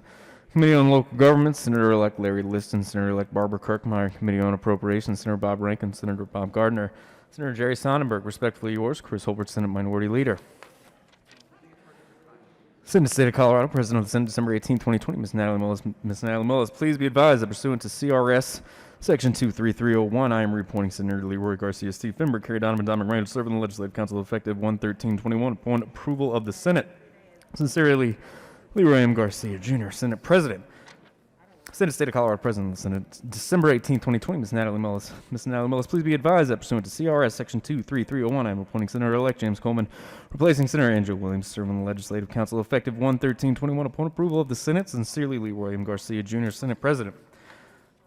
Colorado State Senate, December 31st, 2020, Ms. Natalie Mullis. Dear Director Mullis, please be advised that pursuant to CRS Section 23301, I am appointing Senators John Cook, Paul Lundeen, Jim Smallwood, and myself to the Legislative Council for the 73rd Colorado General Assembly. Respectfully yours, Chris Holbert, Senate Minority Leader. Senate State of Colorado, President of the Senate, December 18, 2020, Ms. Natalie Mullis. Ms. Natalie Mullis, please be advised that pursuant to CRS Section 23502, I am reappointing Senator Pete Lee as Chair of the Judiciary Committee to serve on the Committee on Legal Services effective 1/13/2021. Sincerely, Leroy M. Garcia, Jr., Senate President. Senate State of Colorado, President of the Senate, December 18, 2020, Ms. Natalie Mullis. Ms. Natalie Mullis, please be advised that pursuant to CRS Section 23502, I am reappointing Senator Robert Rodriguez to serve on Committee on Legal Services effective 1/13/2021 upon approval of the Senate. Sincerely, Leroy M. Garcia, Jr., Senate President. Senate State of Colorado, President of the Senate, December 18, 2020, Ms. Natalie Mullis. Ms. Natalie Mullis, please be advised that pursuant to CRS Section 23502, I'm appointing Senator-elect Janet Buckner, replacing Senator Mike Wood, to serve on the Legal Services Committee effective 1/13/2021 upon approval of the Senate. Sincerely, Leroy M. Garcia, Jr., Senate President. Colorado State Senate, December 31st, 2020. Ms. Natalie Mullis, Executive Director. Dear Director Mullis, please be advised that pursuant to CRS Section 235023, I am appointing Senators Bob Gardner and John Cook to the Committee on Legal Services for the 73rd Colorado General Assembly. Respectfully yours, Chris Holbert, Senate Minority Leader. Senate, State of Colorado, President of the Senate, December 18, 2020, Ms. Natalie Mullis, Executive Director, Office of the Legislative Council. Ms. Natalie Mullis, please be advised that pursuant to CRS Section 23101, I am appointing Senator Julie Gonzalez, replacing Senator Rhonda Fields, to serve on the Legislative Audit Committee effective 1/13/2021 upon the approval of the Senate. Sincerely, Leroy M. Garcia, Jr., Senate President. Senate State of Colorado, President of the Senate, December 18, 2020, Ms. Natalie Mullis. Ms. Natalie Mullis, please be advised that pursuant to CRS Section 23101, I am appointing Senator Robert Rodriguez, replacing Senator Nancy Todd, to serve on Legislative Audit Committee effective 1/13/2021 upon the approval of the Senate. Sincerely, Leroy M. Garcia, Jr., President. Colorado State Senate, December 31st, 2020, Ms. Natalie Mullis. Dear Director Mullis, please be advised that pursuant to CRS Section 23101, I am appointing Senators Jim Smallwood and Rob Ward to the Legislative Audit Committee for the 73rd Colorado General Assembly. Respectfully yours, Chris Holbert, Senate Minority Leader. Senate State of Colorado, Denver, President of the Senate, November 4th, 2020. Ms. Natalie Mullis. Ms. Natalie Mullis, please be advised that pursuant to CRS Section 266.8103, I am reappointing Senator Rhonda Fields to serve on the Capital Development Committee effective January 1st, 2021. Sincerely, Leroy M. Garcia, Jr., Senate President. Senate State of Colorado, President of the Senate, November 4th, 2020. Ms. Natalie Mullis. Ms. Natalie Mullis, please be advised that pursuant to CRS Section 266.8103, I am reappointing Senator Tammy Story to serve on the Capital Development Committee effective 1/1/2021. Sincerely, Leroy M. Garcia, Jr., Senate President. Colorado State Senate, December 31st, 2020. Ms. Natalie Mullis. Dear Director Mullis, please be advised that pursuant to CRS Section 231302, I am reappointing Senator Jerry Sonnenberg to the Capital Development Committee for the 73rd Colorado General Assembly. Respectfully yours, Chris Holbert, Senate Minority Leader. Senate State of Colorado, Senate Majority Leader, December 16, 2020. Ms. Natalie Mullis. Ms. Natalie Mullis, please be advised that pursuant to CRS Section 23201 and Senate Rule 21B2, I am appointing Senator Dominic Moreno and Senator Chris Hansen to serve on the Joint Budget Committee effective immediately. Sincerely, Steve Finberg, Senate Majority Leader. Colorado State Senate, December 31st, 2020. Ms. Natalie Mullis. Dear Director Mullis, please be advised that pursuant to CRS Section 23201, Senate Rule 21B2, and according to a vote of the Senate Minority Caucus, I am reappointing Senator Bob Rankin to the Joint Budget Committee for the 73rd Colorado General Assembly. Respectfully yours, Chris Holbert, Senate Minority Leader. Senate State of Colorado, President of the Senate, December 18, 2020, Ms. Natalie Mullis. Ms. Natalie Mullis, please be advised that pursuant to CRS Section 231702, I am reappointing Senator Jeff Bridges to serve on the Joint Technology Committee effective 1/1/2021. Sincerely, Leroy M. Garcia, Jr., Senate President. Senate State of Colorado, President of the Senate, December 18, 2020, Ms. Natalie Mullis. Ms. Natalie Mullis, please be advised that pursuant to CRS Section 231702, I am appointing Senator-elect Chris Kolker, replacing Senator Joanne Ginald, to serve on the Joint Technology Committee effective 1/1/2021. Sincerely, Leroy M. Garcia, Jr., Senate President. December 31st, 2020, Ms. Natalie Mullis. Dear Director Mullis, please be advised that pursuant to CRS Section 231702, I am pleased to appoint Senator Kevin Priola to the Joint Technology Committee for the 73rd Colorado General Assembly. Respectfully yours, Chris Holbert, Senate Minority Leader.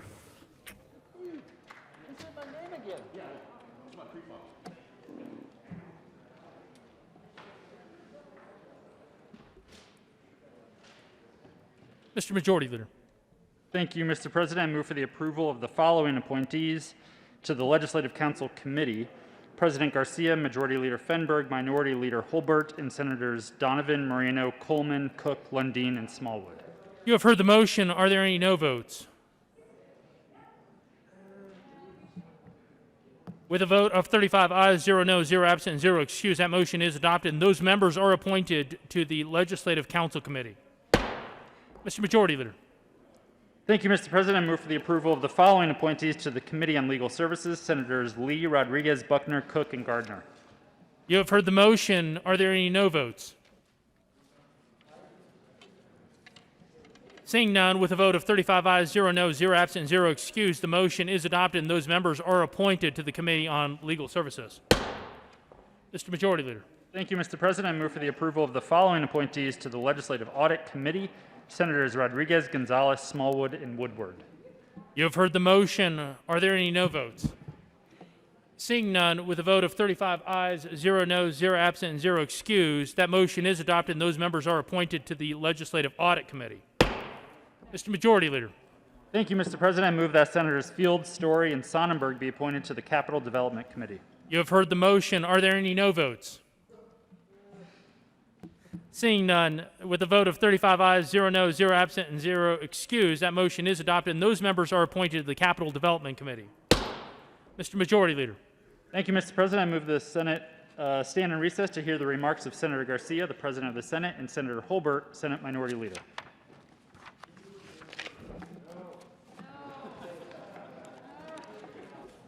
Clearly seeing no objection on that motion, the Senate will stand in a recess.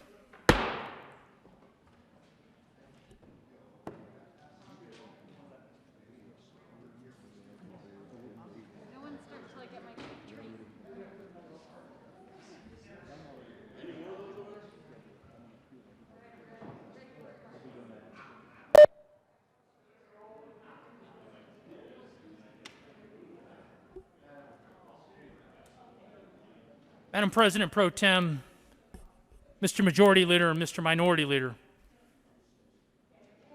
friends and loved ones, honored guests, good morning and welcome back to the Senate. To our re-elected senators, congratulations on your hard-fought campaigns and well-earned victories. Your tireless work stood the test, and your constituents reaffirmed their confidence in your representation. Senators Bridges, Fields, Gardner, Janal, Hansen, Moreno, Priola, Rankin, Smallwood, and Zenzinger, we are honored to have you return to this body, and we look forward to your continued work with us. To our newly elected senators, welcome. Your communities have sent you to represent them during a time unlike any other, trusting you to put their well-being above your own, their priorities above party politics, and I expect that you will treat this chamber with the honor and respect it requires and add to our long-standing tradition of cooperation and dutiful deliberation. Senators Buckner, Coleman, Hawkes Lewis, Kirkmeyer, Kolker, Liston, and Simpson, I hope this chamber will be stronger because of your presence. This past year has been one of the most difficult times in living memory. After almost 10 months of isolation, fear, loss, and burnout, we are a community changed.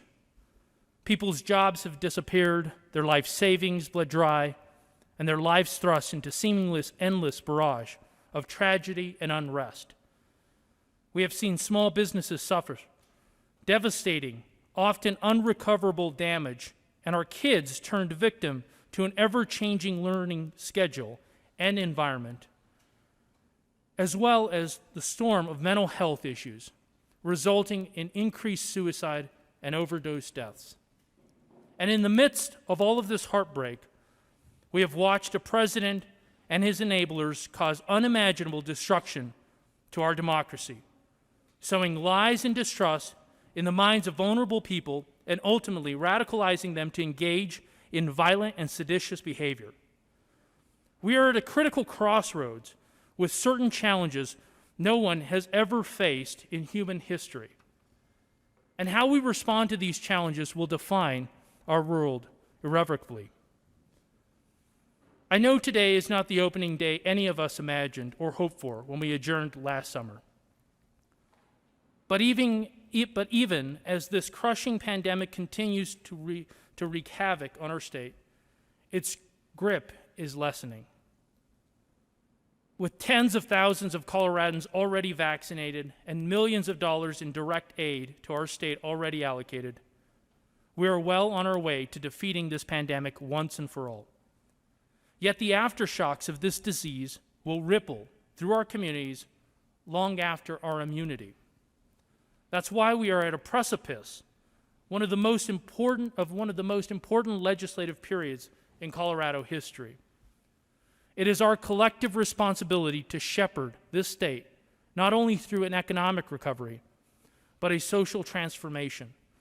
A recovery that doesn't just return things to normal, but rights the wrongs of an economy that already disadvantaged working people and corrects course towards a system that benefits all Coloradans, not just those at the top. While we will not walk these halls over the next month, our work must remain on track. And now is the time to listen to our constituents, get creative, and come back with a rigorous plan to deliver on the issues most important to Coloradans. This includes policies to lower the cost of living, increase access to affordable health care, bring direct relief to struggling small businesses, and support our students in getting back to school. And I have tremendous faith in this body and its ability to work together for the good of our state. What better example than the success we achieved during special session, coming together to pass meaningful policies that provide direct relief to Coloradans during their time of need. We have proved we can work together, but it requires an individual commitment from every single member to roll up their sleeves and be part of the solution. Colorado is not Washington, D.C. Instead, we are an independent, forward-thinking problem solvers that refuse to allow party affiliation to turn us into the mindless soldiers of myopic ideologies. And now more than ever, it is imperative that we continue in this example and do not let national division grow roots right here in our backyard. So, let us use our time wisely and in good faith, putting duty above political agendas and humanity above hubris, because people's lives and livelihood depend on it. Thank you, members, and I look forward to working with each and every one of you. Mr. Minority Leader. Thank you, Mr. President. Mr. President, Mr. Majority Leader, members of the Colorado Senate, families, and guests. First, I want to say thank you to the partisan and nonpartisan staff who work here in our Capitol complex. The Office of Legislative Legal Services, Legislative Counsel, the State Auditor, and Joint Budget Committee, the chamber staff here in the Senate and in the House, to the men and women of the Colorado State Patrol, and even to the state architect. They have had such a stressful year. Thank you so much for the people who shine the brass and clean the Capitol, sanitize it. Mr. President, could we stand and give them a moment of applause and appreciation?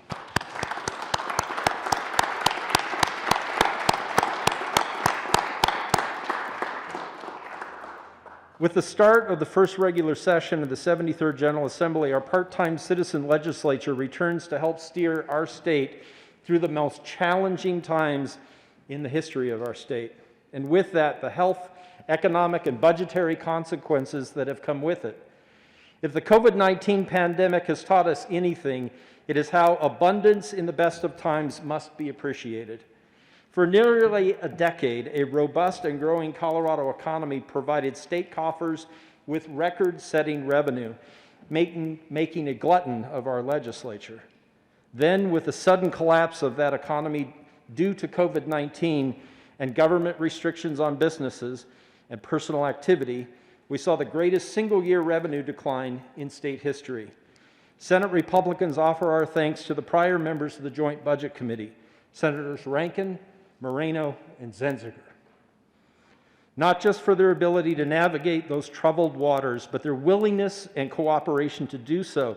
It was a thankless job that required them to stick to facts, numbers, and data despite overwhelming emotional upheaval from every department, agency, organization, and program that depends on government funding. Mr. President, with your permission, might we take a moment to give those members a round of applause to show our appreciation.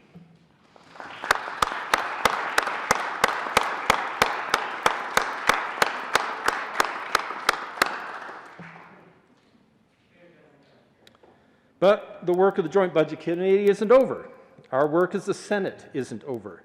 Unfortunately, years of blue sky promises from the ruling political party in this state are now not able to be fulfilled.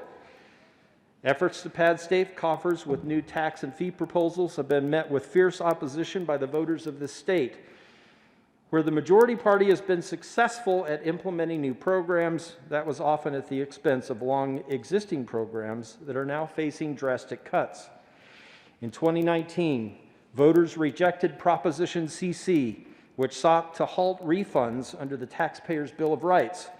In 2020, the people of Colorado passed both Proposition 116, which lowered the rate of state personal income tax, and they passed Proposition 117, which will ensure that voters have the right to weigh in on fee increases and put an end to the endless creation of massive government enterprises. To the voters who have made their voices clear, we Senate Republicans hear you. Now more than ever, in an economy so controlled by executive orders from the executive branch, we should stand opposed to increasing the burden on working men and women of Colorado. I will stand against the creation of a new tax, an increase of an existing tax rate, or attempts to implement new fees on existing taxes. And I encourage the members of the Senate Minority Caucus to stand with me in that effort. Such plans for so-called new revenue would only serve to increase the burden on Colorado families and to keep food on the table and a roof over their heads. During the last 10 months, over 300 executive orders have been issued by our governor. Arguably, during an emergency such as this, the executive branch must step up and lead. I offer my thanks to Governor Polis and his administration for their endurance during these unprecedented times. Still, with the lessons learned during the COVID-19 pandemic, we must be willing to have a conversation, however uncomfortable it might be for those in the same political party as our current governor, regarding the balance of power in our state government during the next prolonged statewide disaster emergency. People from across Colorado, in all 35 state Senate districts, and of all political affiliations, have rightly asked, where is our legislature? For example, they rightly demanded answers as to why we, colleagues, decided to limit hair salons to 50% of their occupancy, or 10 persons, whichever was less. They've rightly wanted to understand why we decided that restaurants and other establishments were limited to certain capacities. They are demanding, to know by what criteria we legislators decided which businesses were deemed essential and which were not. But the answer to all of these questions is the same. We didn't. We couldn't. We are a part-time citizen legislature, and we did not participate in making any of those decisions for the people who we represent. We have seen many changes to our Colorado Constitution within the last 32 years, and perhaps it is time that we discuss how we ensure that the legislature remains a co-equal branch with the executive branch during a prolonged declared statewide disaster emergency. Senate Republicans will fight to ensure this discussion occurs this session, led by Senator Lundeen, who will once again introduce a concurrent resolution seeking to restore balance between the executive and legislative branches of our state government during the next prolonged declared statewide disaster emergency. That proposal is not a partisan one, nor does it seek to pass judgment on our current governor for the actions he did or did not take during this crisis.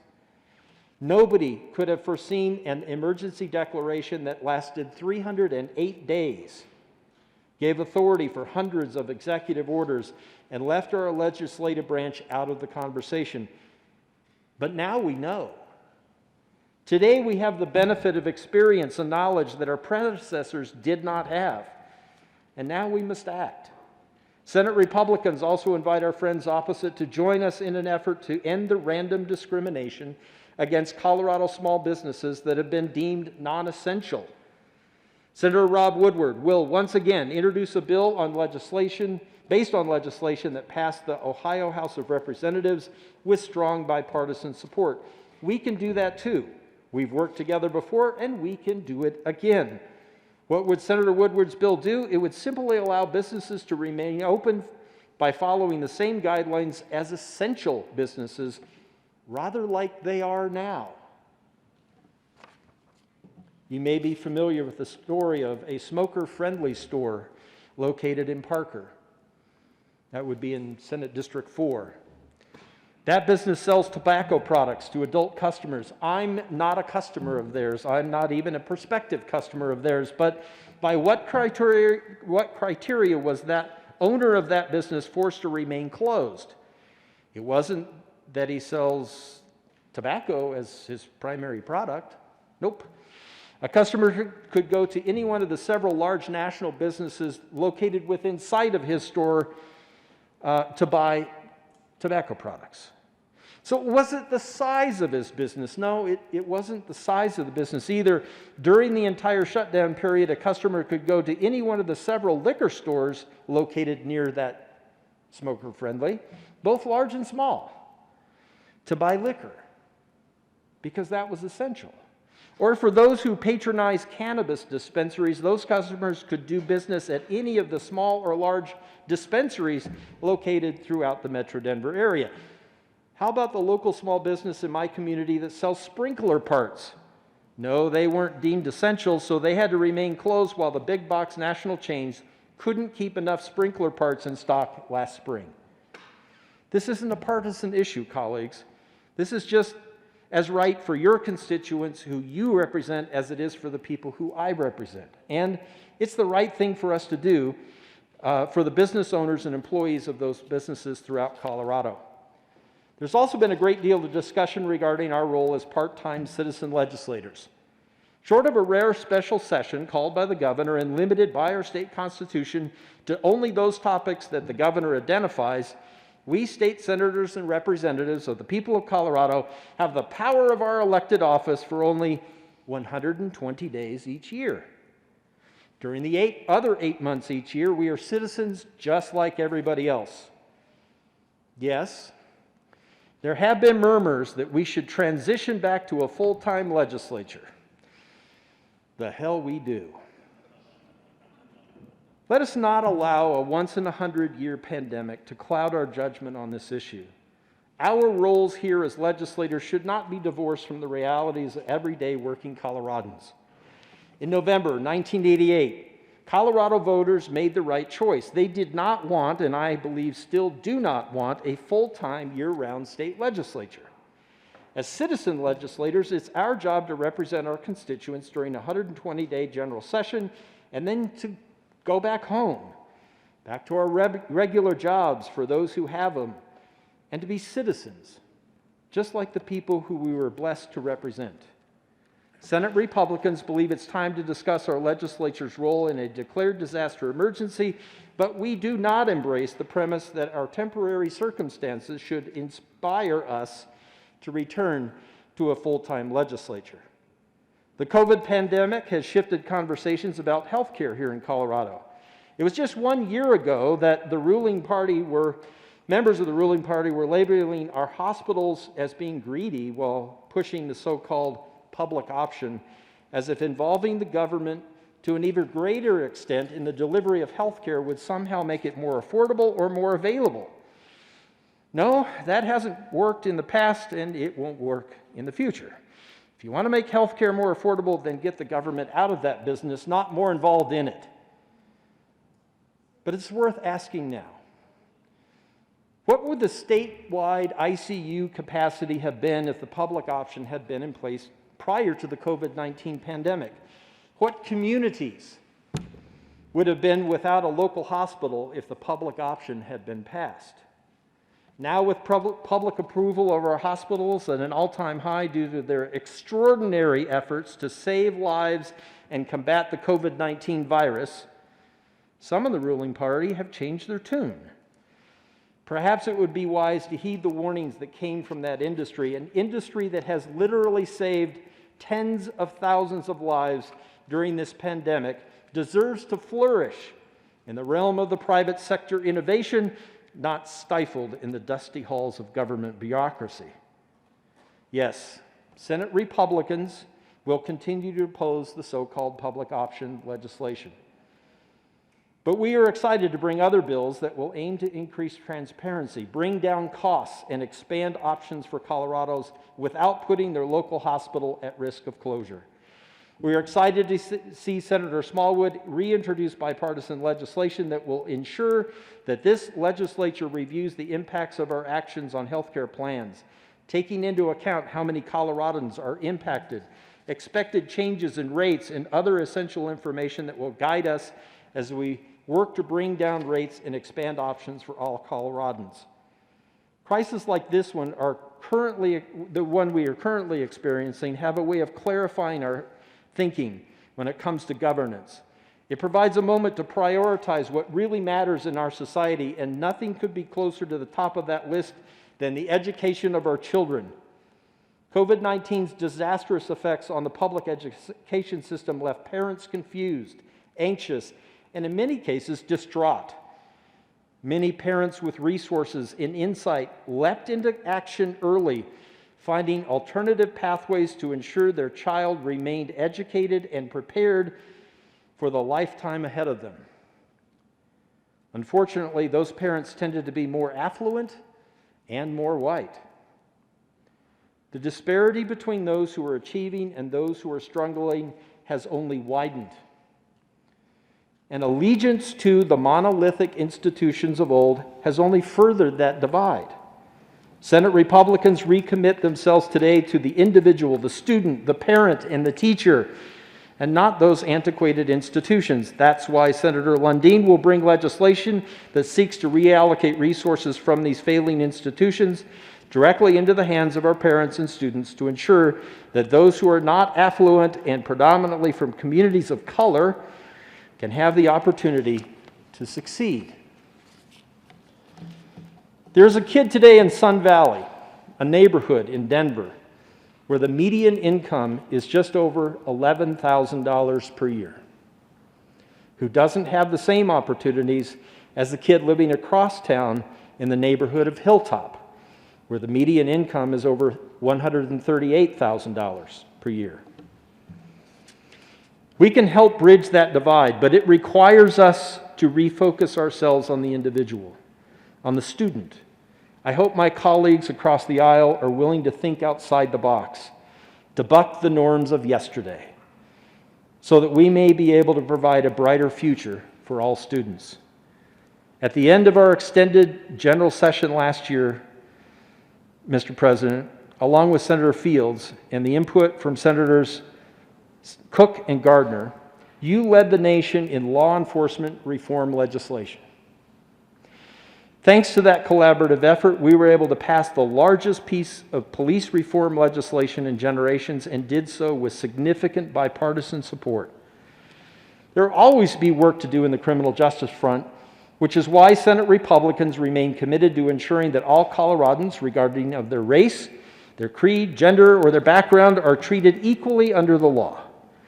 To that end, Assistant Minority Leader Cook will introduce legislation to reform Brady lists, which are compilations of officers with disciplinary records created by individual district attorneys, to ensure that we have clear standards for ensuring that officers who violate policy are added to the list, and those officers also receive due process.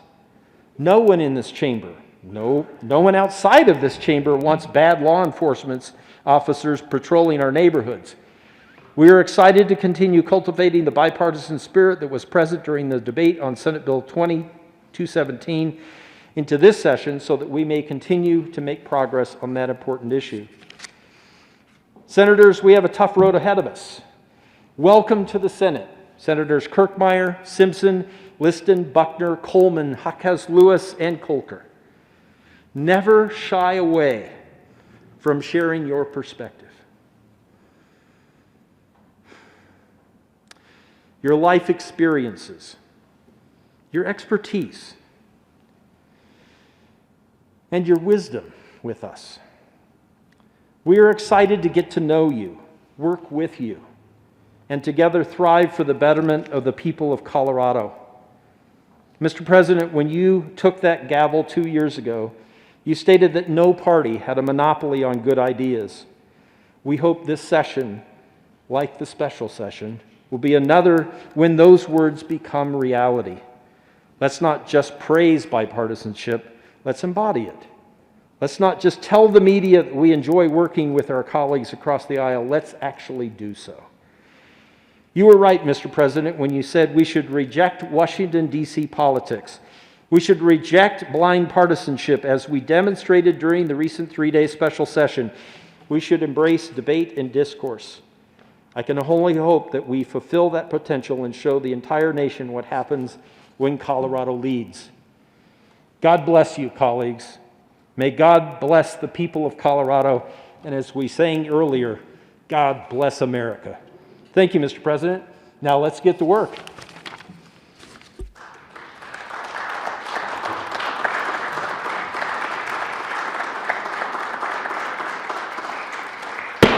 The Senate will come back to order. Mr. Majority Leader.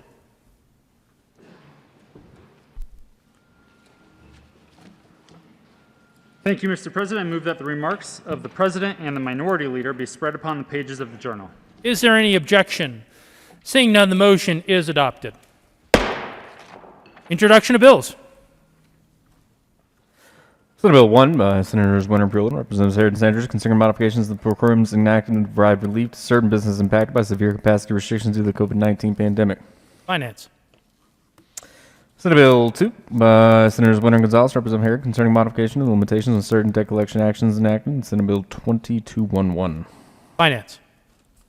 Senate Bill 3 by Senators Fields and Holbert, Representative Ortiz and Larson, concerning the creation and reenactment with amendments of the Occupational Therapy Practice Act in connection with reestablishing the licensing functions of the Director of the Division of Processes and Occupations in the Department of Regulatory Agencies regarding occupational therapists and occupational therapy assistants.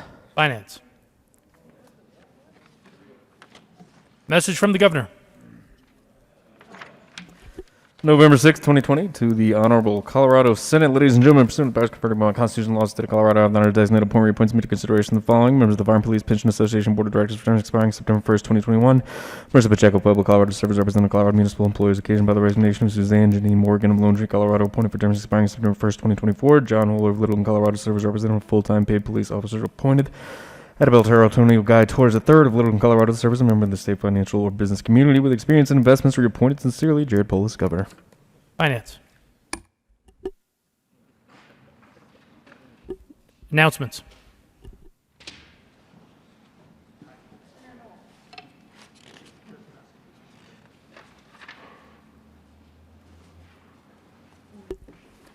No announcements, Mr. Majority Leader.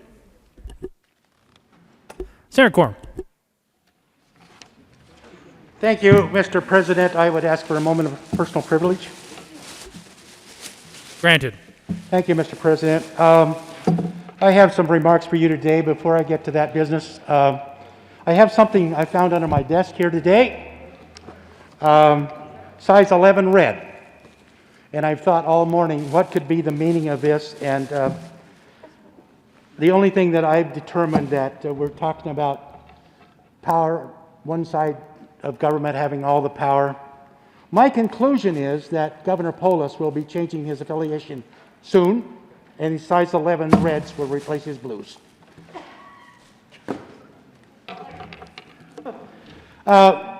Members, these are solemn times that we're in, and some of you have asked this morning, do you know your mask is on upside down? Yes, I do. Because our state and our nation are in distress. That's what a ship at sea does when it's in distress. It turns the flag upside down. And there's only one way to change that. And let's do that by working together as a body. Let's don't talk about Republicans. Let's don't talk about Democrats. Let's don't talk about unaffiliated. Let's talk about citizens of Colorado. And we have been in a time where I see the fourth branch of government has become very strong, the regulatory agencies. I could talk about several today here, but I want to talk about one in particular that is affecting my district and the district of the senator from Vail, Colorado Department of Transportation. There is a project called Little Blue Canyon, about 4.5 miles between Montrose and Gunnison.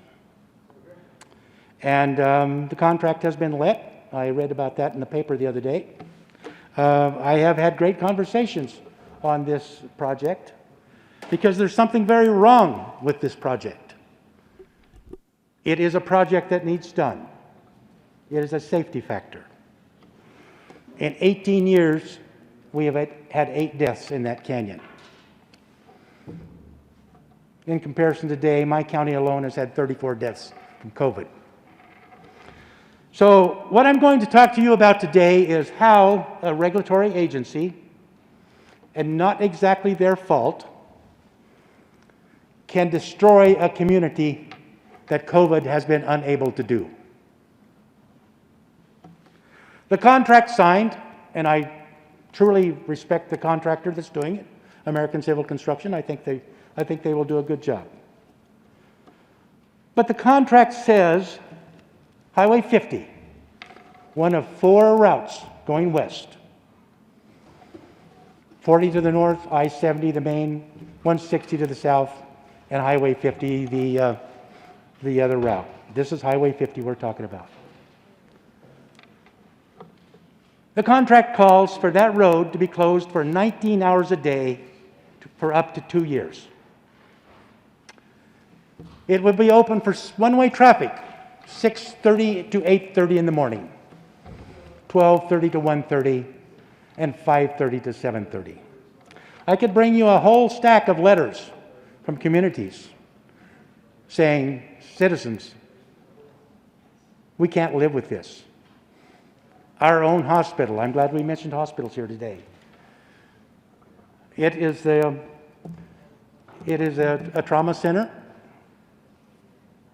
There's no way to get people from Gunnison to Montrose without going through a very narrow alternate route that puts many, many miles on. This is not acceptable. To the credit of the governor and Director Liu, Colorado Department of Transportation, wrote a letter to Secretary Chow saying we need to talk about this.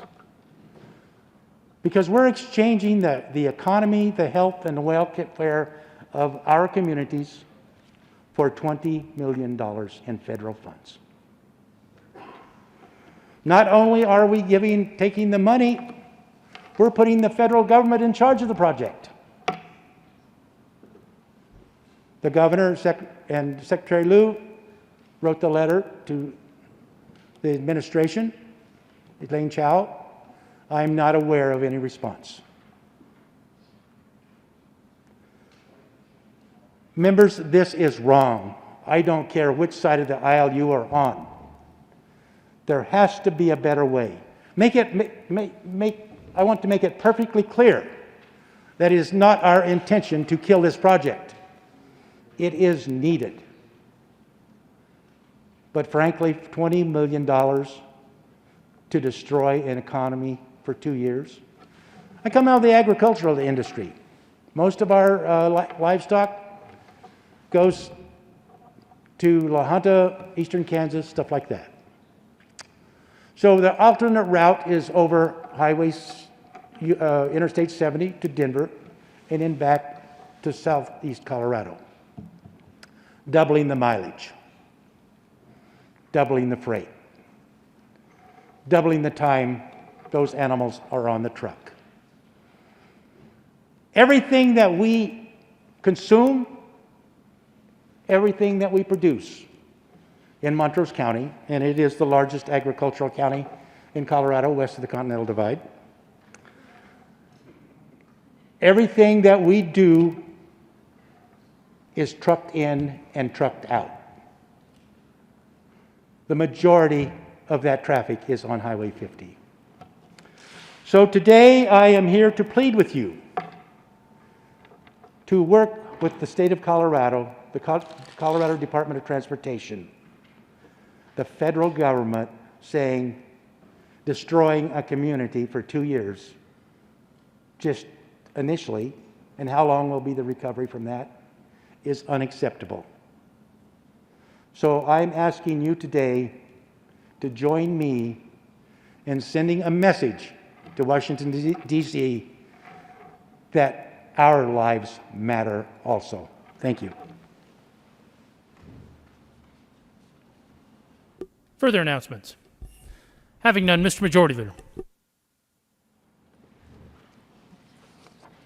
Thank you, Mr. President. Members, a couple of housekeeping announcements. You need to turn in your yellow mileage certification sheets, which I think the sergeants have passed out. If you didn't receive one, please let the front desk know. You just need to sign off saying that your mileage hasn't changed, or if it has, to make those changes. Please get that in to the front desk today. If you don't turn that in, then the folks who do payroll and whatnot will not be able to actually issue checks. So please get that in today to the front desk. We normally, of course, would have the State of the State and tomorrow, and then the State of the Judiciary on Friday. Both of those have been postponed. We will be doing those when we come back February 16th, but just to give you a sense of timeline for these next couple of days and what we will and won't be doing. The Department of Revenue will be sending a letter with instructions on how to register legislative license plates if you are going to use those. If you don't hear from them in the next couple of weeks, let the Chief Sergeant know so they can get you in touch with the Department of Revenue to take care of that. Also, I believe a letter was emailed out to everybody, if not put on desks, about committee schedule for this week. Obviously, we just adopted the committee schedule. We are going to deviate from that slightly already because we want to get our work done efficiently over these 3 days. It is allowed under the rules because the president has given those chairs permission. The letter is a courtesy just so you have it all in one place. I will say it here as well. Today, January 13th, the Finance Committee will meet upon adjournment. I think that meeting normally is 1:30, so we're not really shaving too much time off of our day by doing this, but that will meet upon adjournment. The Appropriations Committee will be meeting upon the completion of the Finance Committee. And then tomorrow, January 14th, the Finance Committee and the State Veterans and Military Affairs Committee will meet upon the adjournment of the floor, and the Appropriations Committee will meet upon the completion of both of those committees to hear any bills that need to go to Appropriations Committee. We are not planning to have committees on Friday. The plan is just like we did in special session, or like we do sometimes at the very end of the regular sessions, which is to try to cram as much as we can in these 3 days. That means that we will be breaking for committees shortly. As I said, have those bills be heard in committee. Ones that need to go to Appropriations Committee will do so. And then we will return back to the floor today, hopefully not too late, to hear those bills on special orders, second reading. And then we will hear those bills on thirds tomorrow is the plan. And the House will be doing the same thing. So we will be receiving the House bills tomorrow, probably tomorrow afternoon, to hear those, to introduce those and hear those and have them go to committee, second reading after that. And then hopefully, fingers crossed, on Friday, we just need to pass bills on third reading and potentially concur or work with the House on amendments, or they will have to work with us on amendments that we made on their bills. And hopefully Friday will not be a long day. So that is the plan. We will let you know if anything changes. Let me know if you have any questions. Mr. President, I think that's all I have. So for now, we will recess to allow committees to do their work. We will recess until 1:30. Do we know what bills are going to be up? We introduced them. I just wonder if the committee chair can tell us the order or something. Sure. So the question was which bills in order will be heard this afternoon. I'll invite the committee chairs if they'd like to provide that information. I think there are 3 bills total. So the ordering probably won't be that complicated. So good question. The chair of, no, she is not the chair of finance. She is supposed to be the chair of state affairs, which she is not going to be today because she is participating remotely. I think all of this was sent out. I think all of this was sent out via email, at least to the minority leader and to provide to the caucuses, just like we do normally when we substitute people on committees. Happy to answer any questions, or maybe I'll invite the chairs that are today to come and discuss the plan for committee.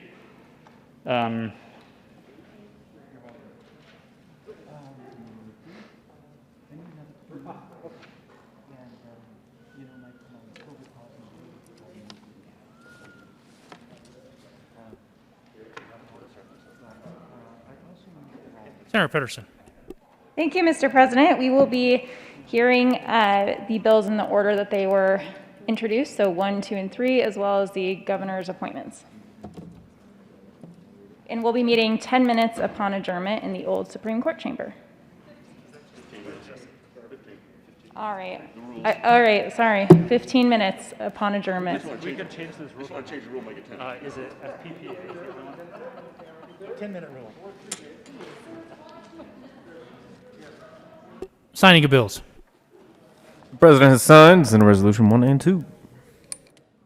Members, a brief announcement, just as a reminder, especially for those of you who are new or returning, that if you are going to be participating remotely, to consult with the majority leader or the minority leader and follow the memo as directed. Also, if you don't plan to be here, if you do not plan to be here, if you are anticipating some reason to not be here, it is customary in the Senate to consult with the minority leader and the majority leader and announce that to the body as a courtesy. Mr. Majority Leader. Thank you, Mr. President.